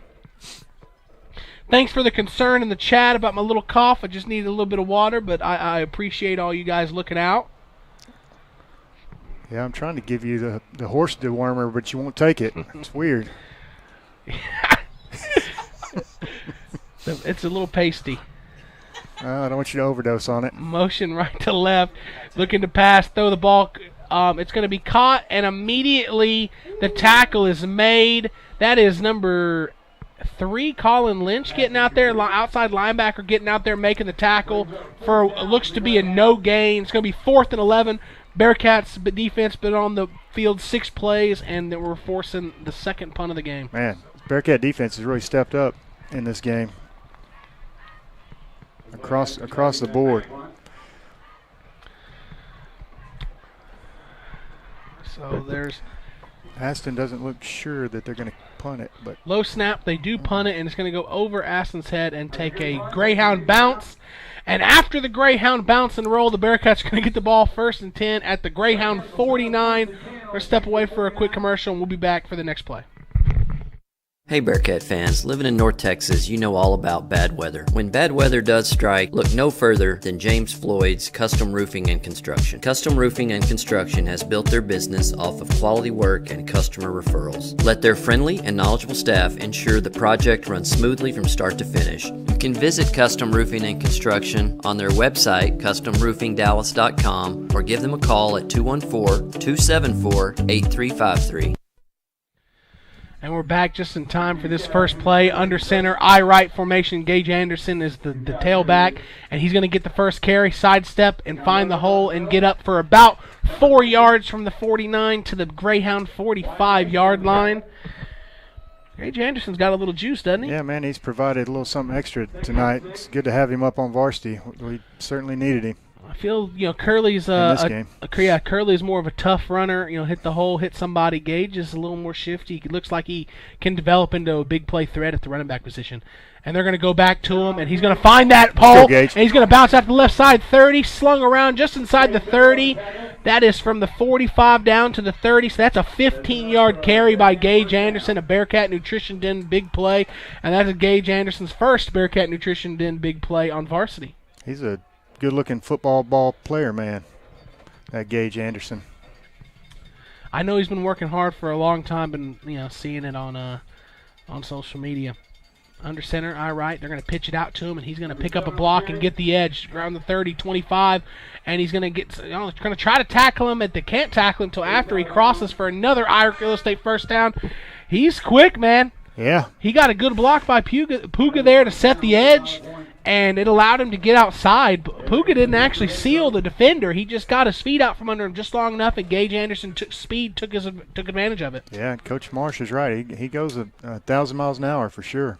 I left formation. They're going to give it to him right up the middle. Feed the beast. And he's getting another carry there. This is what I've heard that they did do him on JV. They just, hey, you know what? Let's just keep feeding him and letting him rack up the yards, and that's what he's doing. That's a 6-yard carry there on that first down. Second down. He's piling them up here. He's moving up on Ribby Pulse's draft board for sure. Yeah, I can't wait to hear Tom Fuller. Spin around, get down to about the 5-yard line. He finds the holes. They're not huge, but he's finding them, getting up in them, and getting some yardage. Yep. I'd like to see him maybe secure the ball a little bit better on the spin move. So they're not going to give him the first down. But he's doing a great job. It's going to be 3rd and short from about the 7, and patented quarterback sneak with the old Reggie Bush push. Ball's on the ground. Oh, no! How can they're going to rule it a fumble? There's no challenges or reviews here. I don't know. I mean, it was that wet bar soap again because it looked like Gage jumped on it after the fumble and it squirted out. Yeah, if there was definitely would have heard that squeak side effect of the way that ball popped out because he's the only one who saw it on the ground and he attacked it so aggressively and dove and it just shot forward even more. And Peaster catches a break there, 1st and 10 at their own 2.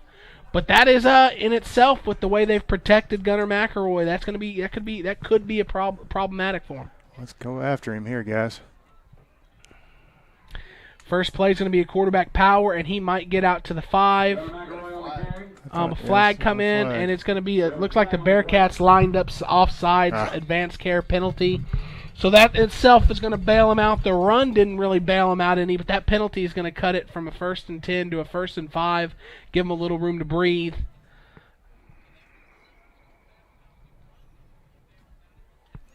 Yeah, and I think we need to be prepared for another quarterback power. They're going to give it to number 11, Tremar Gilbert, right here, I imagine.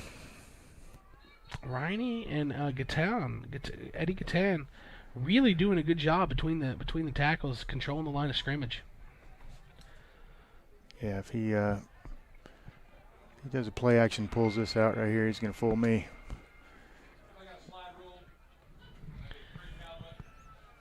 Here we go, 1st and 5. Bearcats jump. They're going to try to get a free play. They're going to blow it dead. They blew that one dead. They blew it dead again. I'm waiting to see. Yeah, the last time this happened, the Peaster fans were pretty upset because they actually didn't. I didn't hear whistles that time. This time this one's on Peaster. Clear, defined whistles. Oh, they're false starts. So gave it back now to this us. this is something that's interesting, right? A weird quirk about football. The Bearcats just jumped off sides and Peaster got 5 yards on it.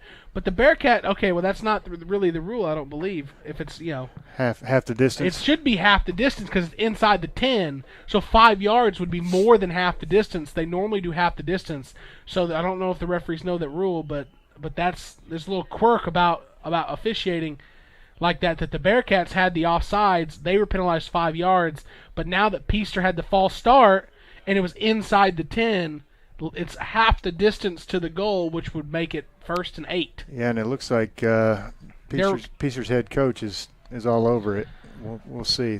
Yeah, he is. That's what they're talking about. I'd like to take this time. To say thank you to the Peaster Association. Peaster has their own version of the Terry Slay, who's sitting about 3 feet from us, and he's very opinionated. Sometimes sometimes on the mic, sometimes not, but he is. Well, wait a minute. Did they just get together and change the call to the Bearcats? They did. And they're not. That was so let me tell you how this is interesting, right? It was 1st and 10, back-to-back apparently offsides on the Bearcat. Okay, and they're going to move the chain. I mean, how could you get 2 5-yard penalties and still be first down on first and inches? Yeah, all right, guys. It's their first district game too, you know. It's the referee's first district game as well. So here we go. Trips left for the Greyhounds. Gilbert to Gunner McIlroy's right. They're going to look in the trips, and they're going to throw a screen. It was dropped. Was it backwards? And this is big. There's no review here. What are they going to call? Back judge is saying incomplete. Okay, incomplete. I thought it was incomplete, but part of me thought the line judge over there was going to rule it a backwards pass, which would have been a fumble, and I think the Bearcats grabbed it. But incomplete pass, that's what I thought. I think that's the right call. Yeah, I think you're right. I'm just hoping that this officiating crew is not turning into the Texarkana chapter. You know what I mean? They got the East Texas notes for this game, I'm sure. Trips left and drop straight back, and it's roll out right there. Oh, he underhand slings it. What an interesting that is not back to the line of scrimmage. That is, we're going to see. They call intentional grounding. I don't know where his feet were located. I'm looking at the replay. He was not in the end zone. So if this is going to be grounding, this will be at about the 1 yard line. He was out of the tackle box, but the ball didn't get to the line of scrimmage. He slung it underhand, out of bounds.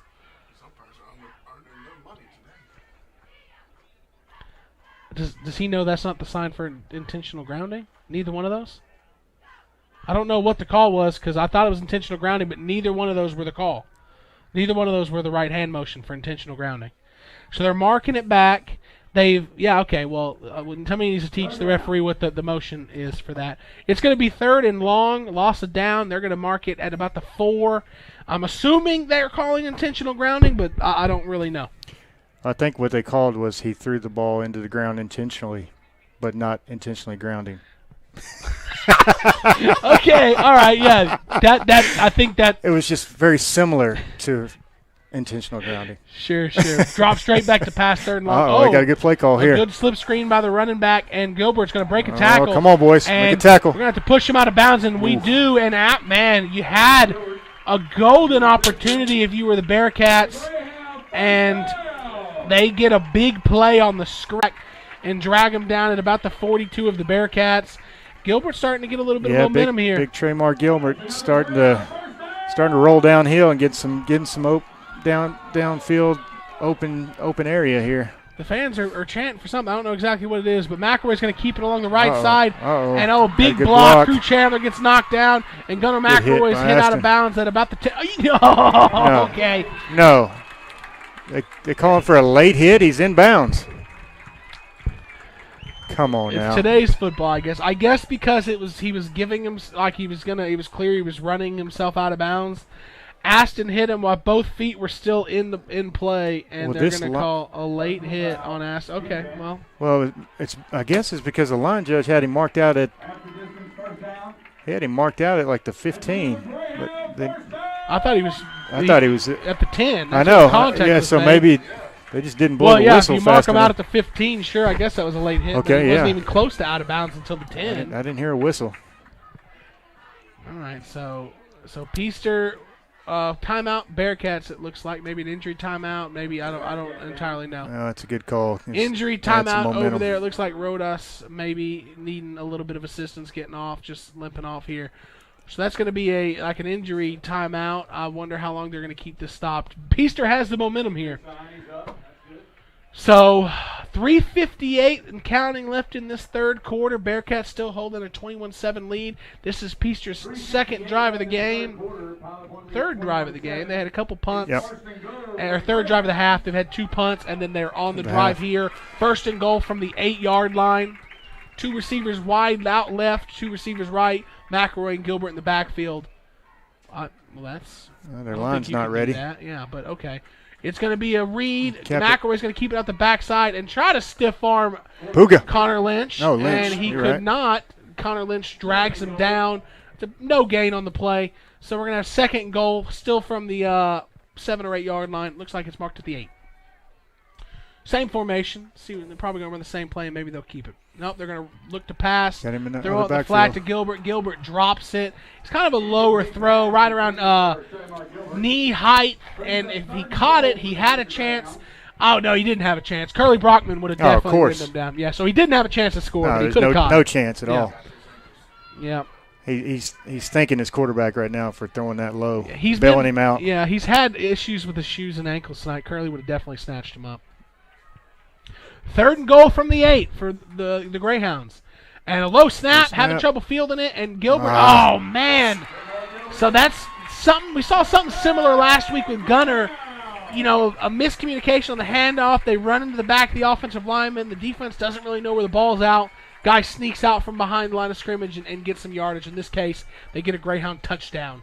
So they're going to tee it up for the Nick Italian and PAT, trying to bring this down to a 7-point game. Tremar is going to attempt the kick. He's 1 for 1. Snaps a bit high, but it's fielded, it's kicked, it is toe punched.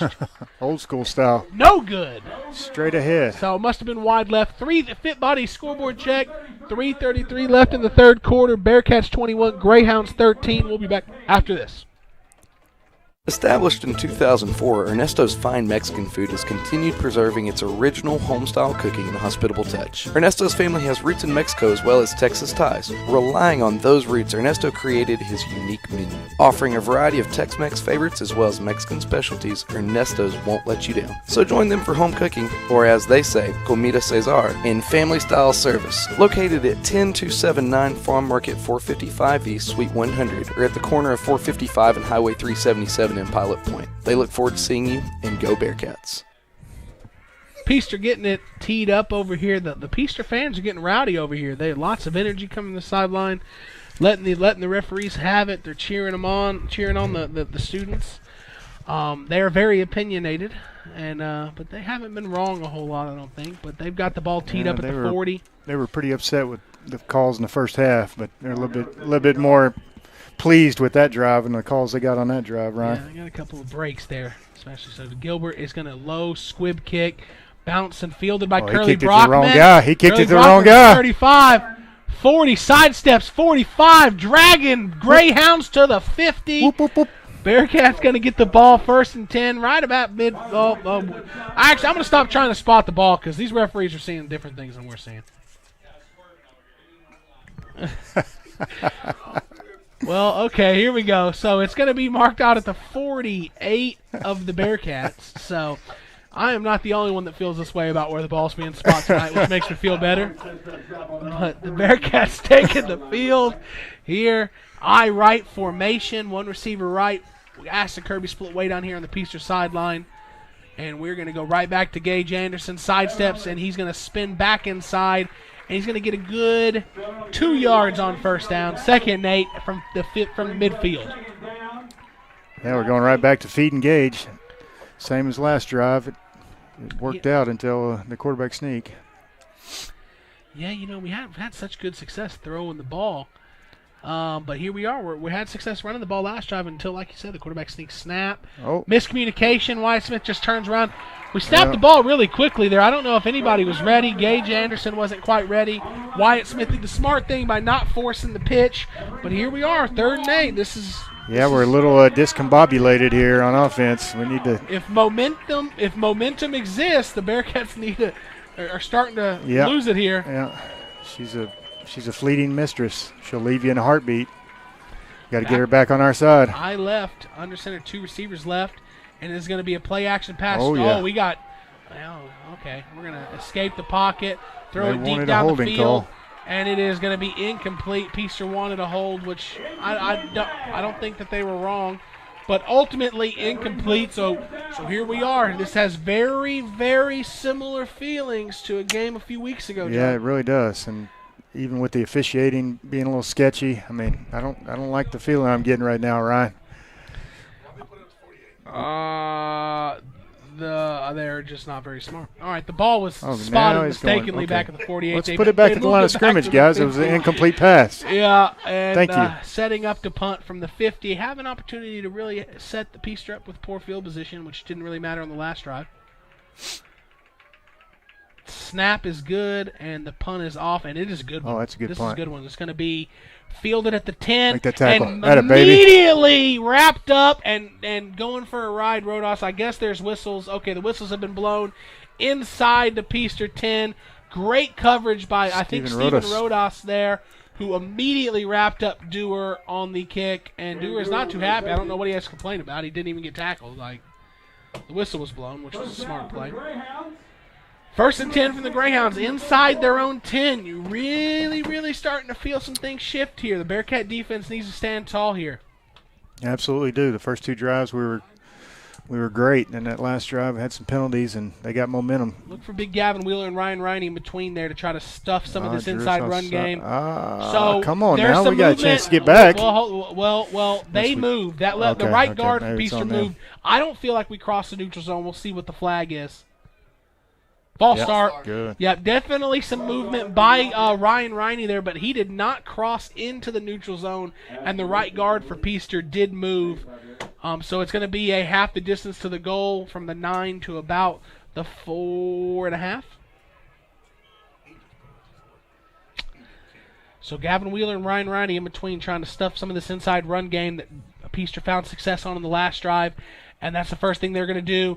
Gilbert does an excellent juke move there to escape Colin Lynch, get upfield almost to the 20. Colin Lynch thought he had him dead in the rights right there before that little stutter, and he got right by him. Great move there by Gilbert. Yeah, Tremar Gilbert's starting to get some confidence in his ability here in the second half. We got to start tackling him more in the backfield. Don't let him get ahead of steam. That guy's a load at 200 pounds. Yeah, up to 65 yards rushing, and they go right back to him, and he makes another Bearcat defender miss before Curly Brockman. Curly got him. Curly Brockman gets him around the ankles and brings him down. It looks like he has some things to say to him. Hey. He's looking up at him. You don't want to bow up to the Curly. You don't want to make the Curly angry. Looking to pass. And a hard throw right between the tackles. Oh, we don't bring him down. The referee was right there. I don't know if the defense was afraid to hit him because they ultimately didn't bring him down when they had a chance, allowed him to get some more yards. Peaster's on the drive. Peaster's got the momentum. The Bearcats got to find the stop here.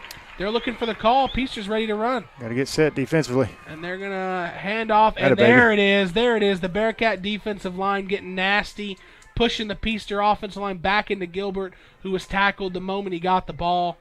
Big 2.5 yard loss there on first down, and that'll slow down some of this pace that Peaster's running with.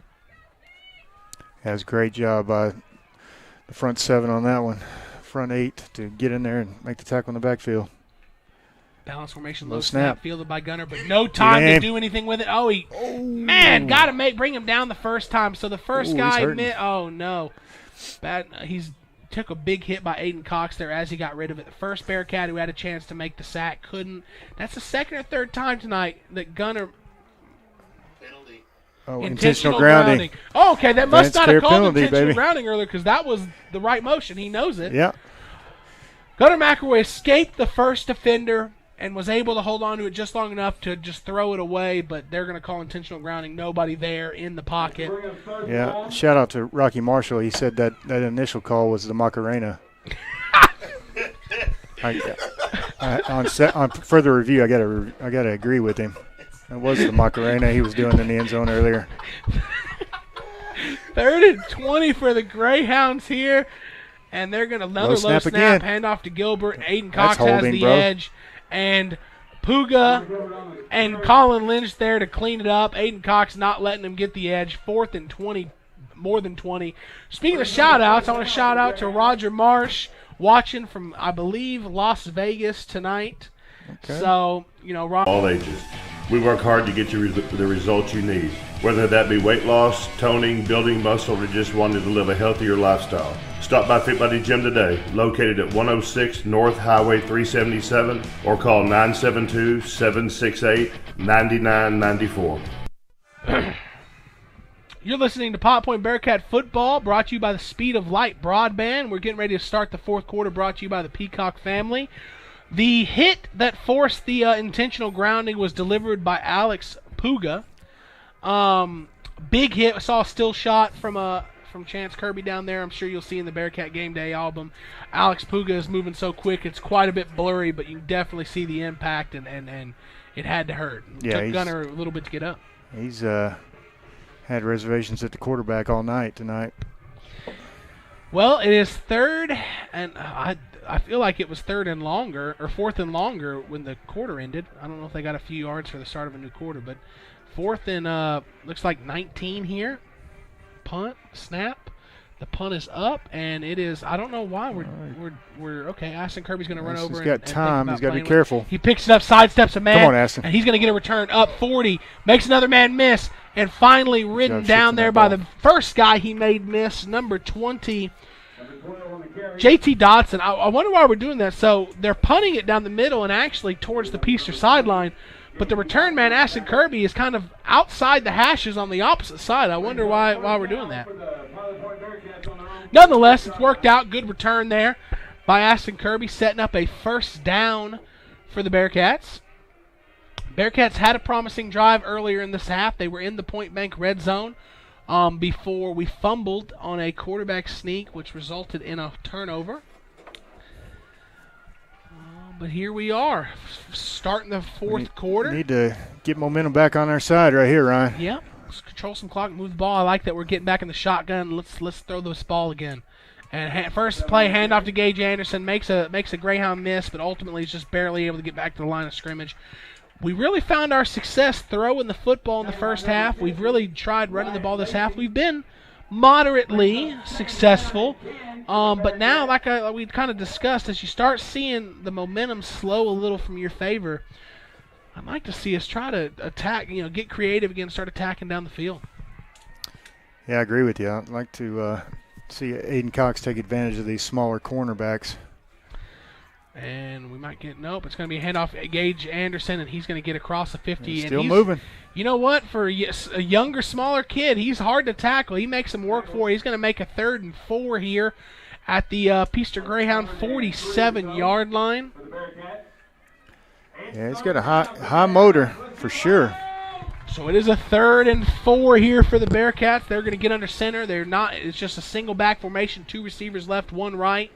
Gage Anderson, the Bearcats get him to jump, and they're going to throw deep to Aydon Cox, who, just outside his outstretched fingertips, but the Bearcats did get Peaster to jump. That's what happened in the first half when we didn't snap the ball. This time we did, and it's going to result in an Irick Real Estate 1st down for the Bearcats. So it's going to be 1st and 10 from about the Peaster 43-yard line. At some point, I assume. Yeah, 43-yard line. So as we're getting ready to get set up we will get to a Pilot Point Feed out-of-town scoreboard check in just a second. Yes, sir, Ryan. We got Paradise is up 38-13 over Boyd with 3 minutes left in the 4th quarter. And Whitesboro's up 21-6 with 6 minutes left in the 3rd quarter over Ponder. Wyatt Smith, quarterback power right at the middle. There's a flag thrown probably in the area of a hold. Wyatt Smith's going to get drugged out. Late hit? Where's that? Yeah, Where's our late hit? Come on now. Yeah, so Wyatt Smith is ridden out of bounds and then continued to be pulled down out of bounds. All of it's going to come back for a hold. You'd like to see that hold offset by that, maybe potentially late tackle there, but it's going to be an advanced care vet penalty on the Bearcats. So as you start getting some momentum, you get backed up to 10 yards. So you're back on your side of the field there. So it's going to be first and 20 from the Bearcat 48-yard line. Yeah, Wyatt's shown good running ability in this game. I think that must be his best effort on the ground all season. 2 receivers right, 1 left. Wyatt Smith's going to roll out right to throw the ball. And he has a good route, good ball. Crew Chandler caught, gets out across the 40. That's past the original line of scrimmage. It's going to set up a second, and I'd say, what did you say that, 7? Second and 7? Yeah. Yeah, I just want to give Dag Morgan and those guys credit up front for the blocking. They're doing an excellent job tonight. A really good job keeping Wyatt safe back there. Snap, fake handoff to Gage Anderson. Wyatt Smith up the middle. He's going to get a couple yards. Going to try to. They're going to give him 1, so it's going to be about 3rd and 6 coming up for the Bearcats. Playing offensive line for the Bearcats tonight, you got Aydon Cox, you got Dak Morgan, you got number 54 Alfonso Ortiz, you got Caleb Stripmatter. You got number 58 or 59. Oh, I said Aydon Cox. Oh, got him to jump. Caleb Stripmatter jumps. I don't know. They could call that on Peaster for encroachment. We'll see what they want to. Oh my gosh! He could have said that he was drawn. Also got number 68 Eddie Batista on the offensive line for the Bearcats tonight. Yeah. So the defensive end for Peaster come off sides. I guess they're saying that he got back before Caleb Stripmatter jumped to try to draw the 5 yards. I'm always conflicted on that move as an offensive lineman because, if you're late, you're trying not to jump, and then by the time your brain says, oh, I need to jump, it's a little late. But here we go, 3rd and 12, roll out right, trying to throw the ball. Wyatt Smith delivers a beauty. Aydon Cox catches it at the 30, and that's going to be enough for an Irish Real Estate first down. Might get a taunting from Aydon. I don't know exactly. They were jawing. Here we go. They've been watching too much NFL. The officials are doing a good job injecting themselves into the second half. Oh man, I missed it on the replay as well, so I didn't get to see it. Did you see it, John? Is that what you think it's going to be? I think a little extracurricular from Aydon after the Aaron. I think I've been calling Caleb Stripmatter. It's Aaron. Aaron Stripmatter. Yeah, you're right. Thanks, Mr. Stuckley, for pointing that out. I got confused, I guess. It's not like I have a roster right directly in front of me. So it was called on Aydon Cox. Good thing about it being a dead ball foul is it's going to be 1st and 25. Well, what are we looking at? I don't know. I don't think it should it be first. I guess I don't know. This is one I'm not sure about. I thought it would be a 15-yard penalty, but since it was dead ball after a first down, I'm right. It's not 1st and 25. They get the first down, but it's 1st and 10, back 15 yards. Yeah. So that's not awful, I guess. Bearcats 1st and 10 at the Peaster Greyhound 45-yard line. Got to get our emotions in check. A little eye left. Gage Anderson's going to get the handoff on a dive left, and he's going to get to the 42-yard line of the Greyhounds. So that's about 3 yards on the carry. Gage has been continuing to be effective. Well, let me tell you, they're using him. So he's got 13 carries so far in his debut. With Ish being out, man, it's been a huge help to this offense. Now he's going under center.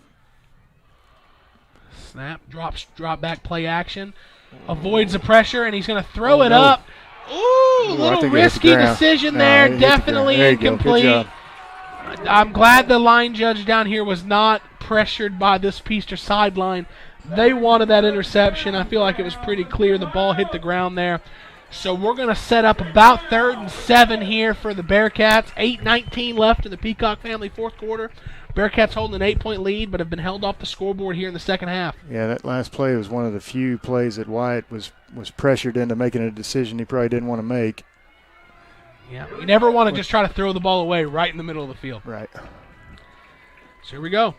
3rd down. Wyatt Smith's going to drop back, roll out left to throw. He's going to throw it to Puga, and it was a bit high, incomplete. Going to force a 4th down. And this is an area where you're going to want to punt the ball and try to pin him deep. Hopefully we can get a repeat of one of the last Aydon Cox punts. Exactly. 4th down. Let's go, Greyhounds. Looks like we're at least mowing it over, though. No, Aydon's coming back to punt. No. Not a lot of urgency on this. It's not like the clock's running. We could take the delay. He's got big enough leg to. 4, 3, 2, 1, and there. Should be a delay. Yeah. You know, if that's by design, I'm okay with it. I think it was because Aydon's looking right at the. Yeah, but he's not calling HUD or anything, right? You know, the snapper's snapping it when he's ready, I believe. Well, I don't know. That may not be true because they do the jet sweep action. I was just looking at his body language didn't show me that he wanted to receive the snap. We'll see how this results in field position. So we're already on Peaster's side of the field, so we should be good field position. That's a good punt. Up in the air.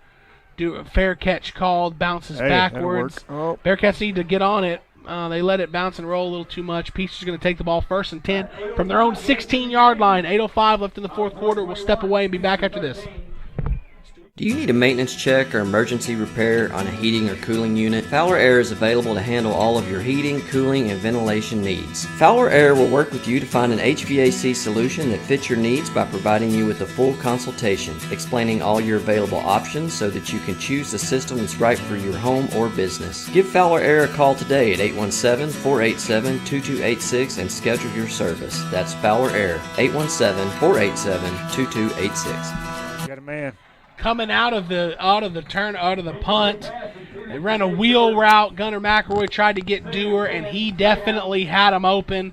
Overthrown. Bearcats dodged a bullet on that 1st down. Yeah, Caden Dewar came out in the wheel route, and he was all alone, and just led a little bit too far. Yep, definitely an overthrow there. But here we go. Balance from 2 receivers right, 2 right for Peaster, 2 left, 2 right for Peaster. They're getting a check over here by the coaches, see if they want to run this play or not. And they've made their check, and they're getting ready to run the play.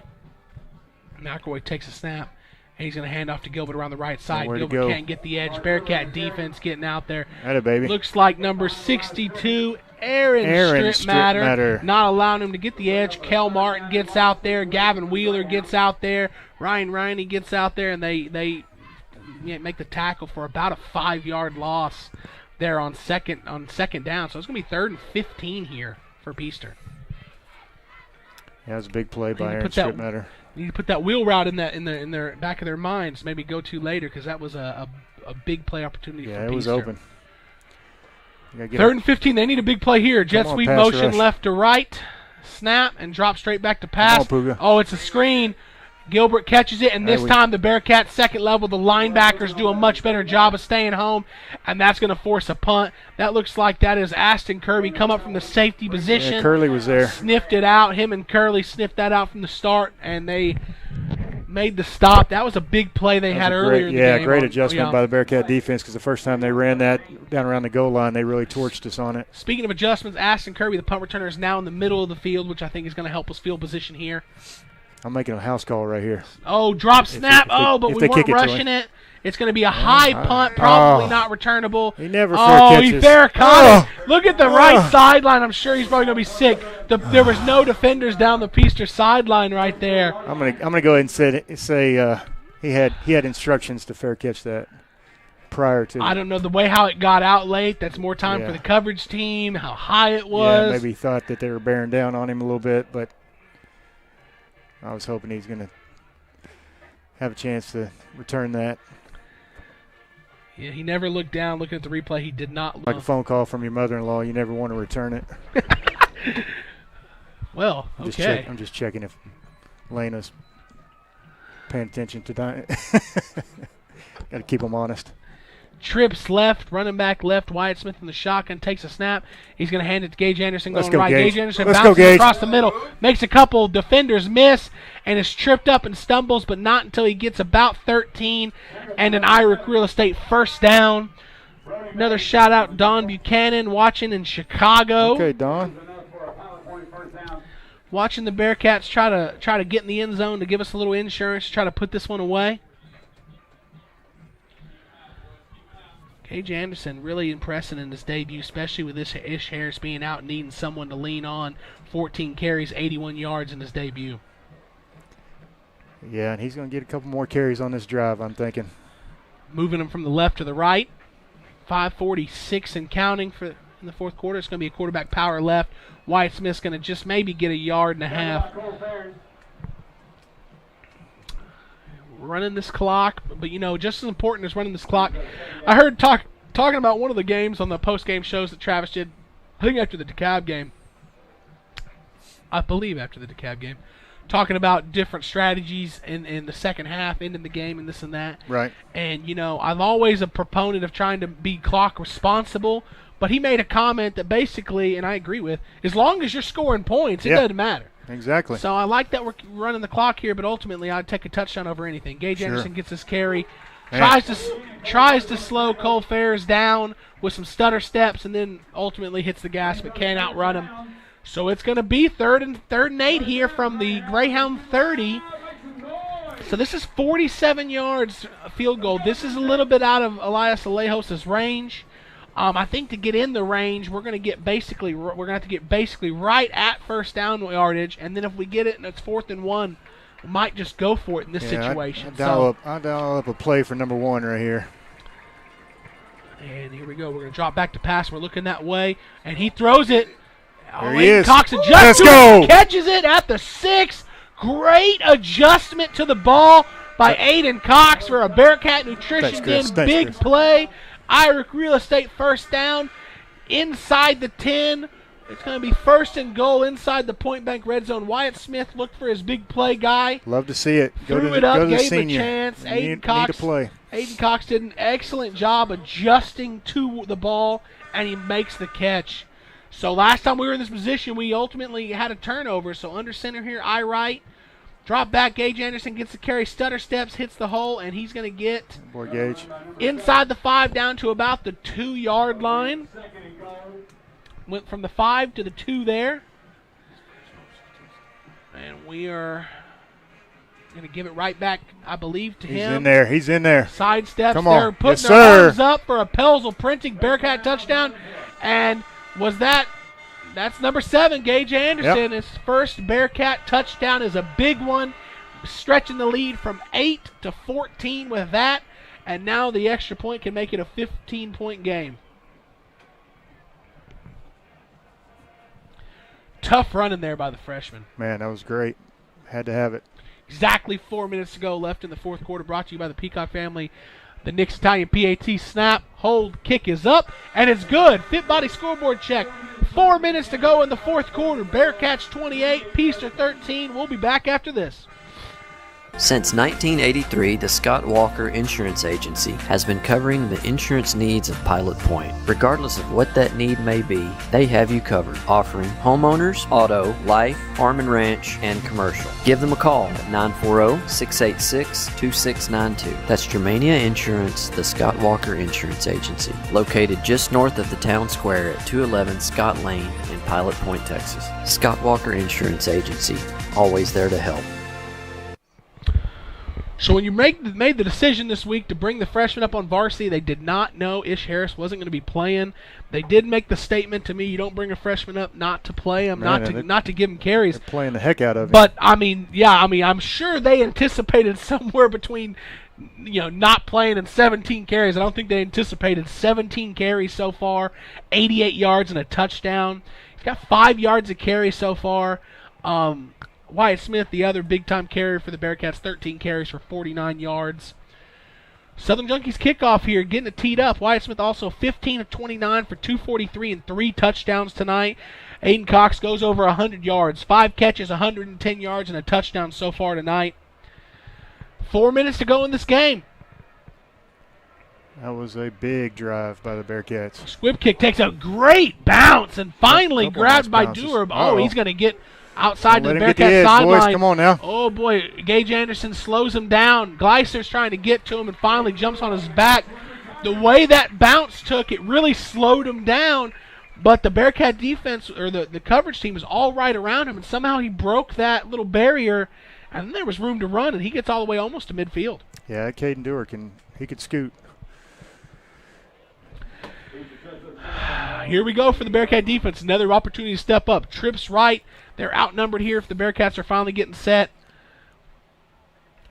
Snap. Looks like it might be they're going to fake the swing pass, throw a curl route. It is a low throw, but they're going to give number 9 the catch there. Rhett Steen on the catch. Yep. Rhett Steen, the sophomore. Secondary's just got to bend but don't break here. Keep everything in front. They're in a version of the hurry up here. They're getting up on the line. 2nd and 2. Back to pass. They're going to throw the same route to the same player on the other side, and he's going to have. Oh, he fumbled! Asten Kirby picked it up. He has a chance to go all the way. He makes a bad miss. Now it's a foot race. Can he cut back in? Gunner McIlroy can't tackle him. 20, 15, finally tackled from behind at the 11. Yes, sir. That ball popped out of Steen's arms and right into Asten Kirby, who takes it down to the Greyhound 11. Carey's kid is having quite a game. Yeah, he's got 2 touchdowns already, bunch of receiving yards, some good kick returns, picks up that fumble and brings it down to the 11. That was huge.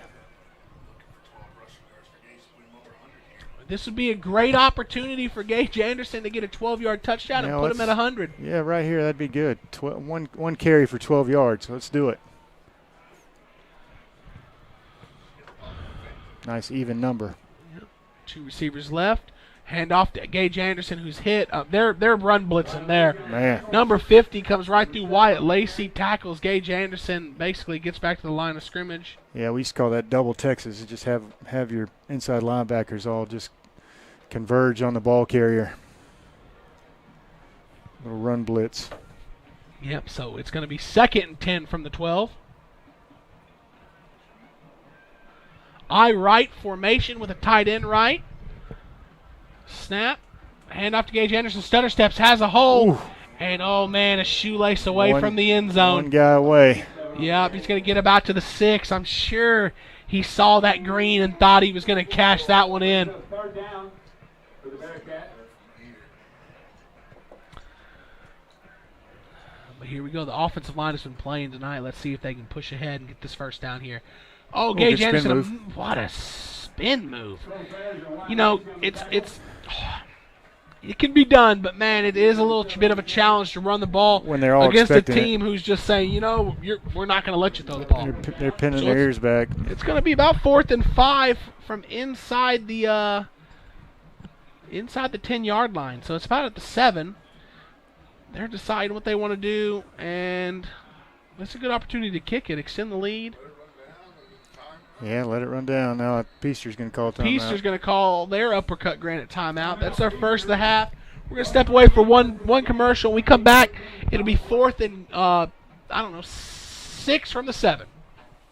Hello, Pilot Point, Texas. This is Pastor Dwayne Edwards at Grace Point Nazarene Church right here in Pilot Point. I want to invite all of you to come out and join us this Sunday, 10 a.m., right at 611 East Liberty. You can also join us on Facebook Live. Just go to Grace Point Nazarene Church. We start right at 10 a.m. We have ministries for the entire family, and if you want to find out more about us, just simply go to gracepointnaz.net. Again, that's gracepointnaz.net. God bless you, and go Bearcats. John, what do you want to see from the Bearcats here? Well, Ryan, 138. I think I play it safe and put it on the ground and, make them use their last time out, worst case. It's 4th down. Oh, yeah, you're right. So,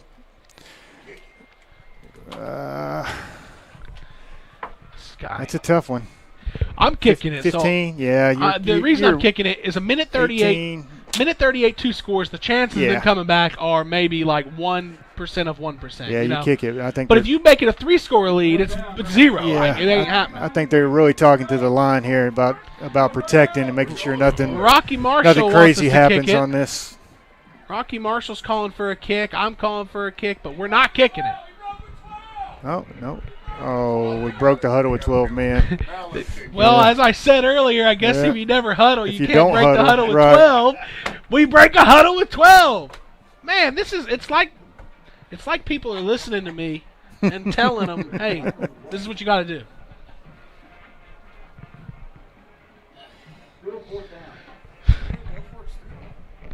Now I would definitely kick it. But they must have that touchdown play that we've been telling Travis about called. Nope. Uppercut granted, timeout by the Bearcats. So we're going to have another commercial break to think about what we want to do here. Russell Pelzel with Hometown Pharmacy has built a reputation on providing only excellent service and support to the Pilot Point community. You can depend on Hometown Pharmacy to deliver the best customer service along with a selection of quality healthcare products. When you use Hometown Pharmacy, you will work with a knowledgeable and understanding staff who will help you find the right products and solutions tailored to fit your lifestyle, as well as equipment that will integrate into your daily life. Contact Hometown Pharmacy at 940-686-0123. Ball's marked at the 12, 4th and 10. Needing to get to about just inside the 2 for the first down. I mean, this is 12, 22, 29, 28, 29-yard field goal. This is well within Alejos' range. And we've had a change of heart. I like the decision. We're going to kick it. Let's go, Alejos. So this is a Nick's Italian field goal attempt. Most of the Nick's Italian we get on the air is PATs. But it's going to be a good old-fashioned 29-yard field goal. Elias Alejos. Snap, hold. The kick is up. It is long enough. And it is good. Sir. All right, paid off. I knew we should have kicked it. All right, 1:31 left in the fourth quarter, brought to you by the Peacock family. Bearcats 31, Greyhounds 13. And only 2 timeouts left for Peaster. So now that it's an 18-point game, it's a full 3-possession game. Let's tune up the pass rush, right? I mean, we've been getting to McIlroy.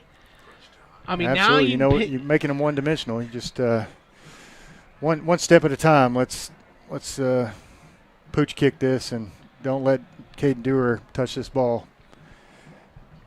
Or Gilbert. They got some weapons back here returning deep. Surprise on the side. That's what we're doing here. Hey, it would be a surprise. It would be a surprise. Yeah, I'm just saying that so they don't actually do it, right? Or maybe they do. Who knows?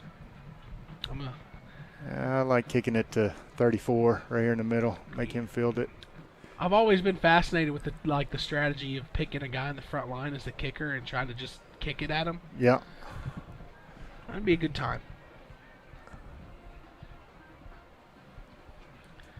They got Tremar Gilbert deep. They got 3 guys deep. Yeah, so 3 Dewar guys. on the left, Gilbert in the middle, and they got 9 Retstein on the far right. He's the guy who had the fumble. I would pick number 9 out of those 3 if I'm kicking it deep. The left-footed kicker readies his approach. There you go. Pooch kick, having trouble being felt. Oh, he grabbed it on his knee. Yeah. They blew the whistle. Number 3 finally, Ty Steedley, got his arms on it, but his knee was on the ground. Well played, Bearcats. And that was, man, we are on a roll with our decision-making right now. Back-to-back excellent calls.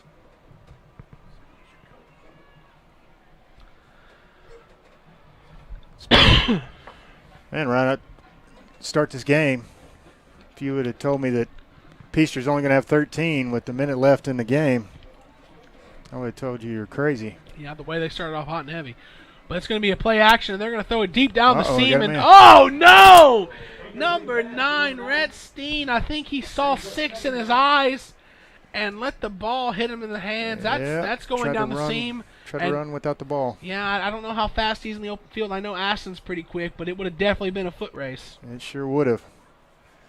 Caught a little bit of a break there. Fit body scoreboard check. 1:23 left in the fourth quarter. Bearcats 31. Greyhounds 13. Terry Slay points out a knee on the ground on a kickoff doesn't mean anything. And after the DeKalb game, I think he might be right. Out into the flat, Tremar Gilbert and tries to, not interested in making anybody miss. He just tries to run over number 6 there for the Bearcats. But you know what? Jace Williamson gets him down anyways. So, you can try to run him over, but ultimately he makes a tackle. Yeah, Everybody trying to get lined up. down. Greyhounds going quick. Puga trying to get a pass rush. They're throwing deep. Crew Chandler has a chance, and he does defend the pass. He had to turn his shoulders awkwardly, or he might have intercepted it, but he does get his arms on it, knock it down, 2nd and 10. Yeah, give credit to the secondary in this game as well, because we knew Peaster could throw the ball, and they're averaging 280, 290 a game through the air. 2nd and 10 from their own 39-yard line. 2 receivers left, 1 right. Tamar Gilbert to Gunner McIlroy's right. Drop back to pass, those left, hits out in the flat. That is number 3, Steedley. That's number 9 there, Rhett Steen.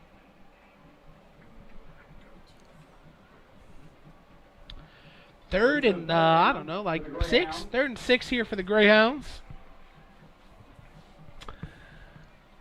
Minute 02 left, and this is going to be a handoff to Tamar Gilbert, who is going to bounce off some offensive lineman's back. Alex Puga backtracks from his pass rush, jumps on his back along with Curly Brockman, and there's going to be a 4th and 4 here for the Greyhounds. This is it. This is the game. This is your ball game, folks. I don't know if they've got this play in their playbook for almost 20 points. Didn't work that way. McIlroy throws a swing out to the flat to Gilbert. Bad throw. Turnover on downs. 31-13. Let's get in the victory formation, take a few knees, and hope Peaster doesn't want to waste some timeouts. This is exactly this is exactly what you wanted. Exactly what the doctor ordered. Staff. Exactly. Yeah, exactly. You found some rhythm on offense, especially through the passing game. You found your confidence on defense. You got after the passers. You got after the quarterback, multiple sacks, multiple hits on the quarterback, intentional groundings, the Macarena in the end zone. Yep. Excellent performance by the Bearcats tonight. Sure was, man.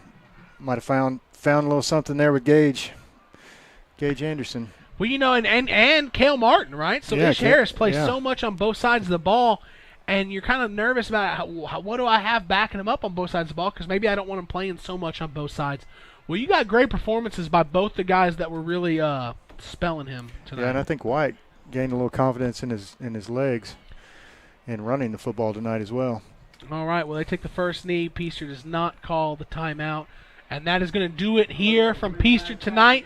The Bearcats move to 1-0 in district play to start the 2021 Blow that campaign. horn over there. 31, your Bearcats 31, Greyhounds 13. Quick check of the stats, the Riney Construction stats check. Wyatt Smith ends the night 15-29, 243 yards, 3 touchdowns, a passer rating of 114.6. You've got Wyatt Smith 14 carries, 47 yards. Curly Brockman 2 for 10. The workhorse of the night, freshman Gage Anderson, 19 carries, 94 yards, and a touchdown. You move to the receiving. You got Aydon Cox, 5 catches, 110 yards, and a touchdown. Asten Kirby, 4 catches, 74 yards, 2 touchdowns. Cade Carter, 1 catch, 10 yards. Crew Chandler, 3 catches, 34 yards. Puga had a 1 catch that was on the fake pump for the first down. Gage Anderson, 2 catches, 15 yards. Total offense for the Bearcats, 243 passing, 57 yards rushing for 300 yards on the nose. Peaster had 175 yards through the air, 116 yards on the ground for 291. Both teams had 1 fumble tonight where they turned it over. Your stat leaders for the Greyhounds, McIlroy 16 for 28 for 175 yards and a touchdown. Running, Gilbert 17 carries, 64 yards, and receiving, you had Gilbert also 4 catches, 78 yards. He had the big catch on the screen. Yeah, he did. So from Peaster, Texas, where the Bearcats moved to 1-0 in district play, 2-2 on the season. It was what we wanted to see from the Bearcats tonight. So thanks everybody for listening. Thanks to PopPointBearcats.com for putting this on. We will have the recap of this game and our custom roofing and construction pregame show for next week, along with the preview ahead to next week's opponent. I have this in front of me. Next week's opponent is going to be the Bowie Jackrabbits in Bowie. Thanks for staying civil on the chat, and thanks for Terry Slay for averaging 4,000 chats per game. He's doing good there. All right, and from Peaster, Texas, go Bearcats. Go Bearcats. Good night.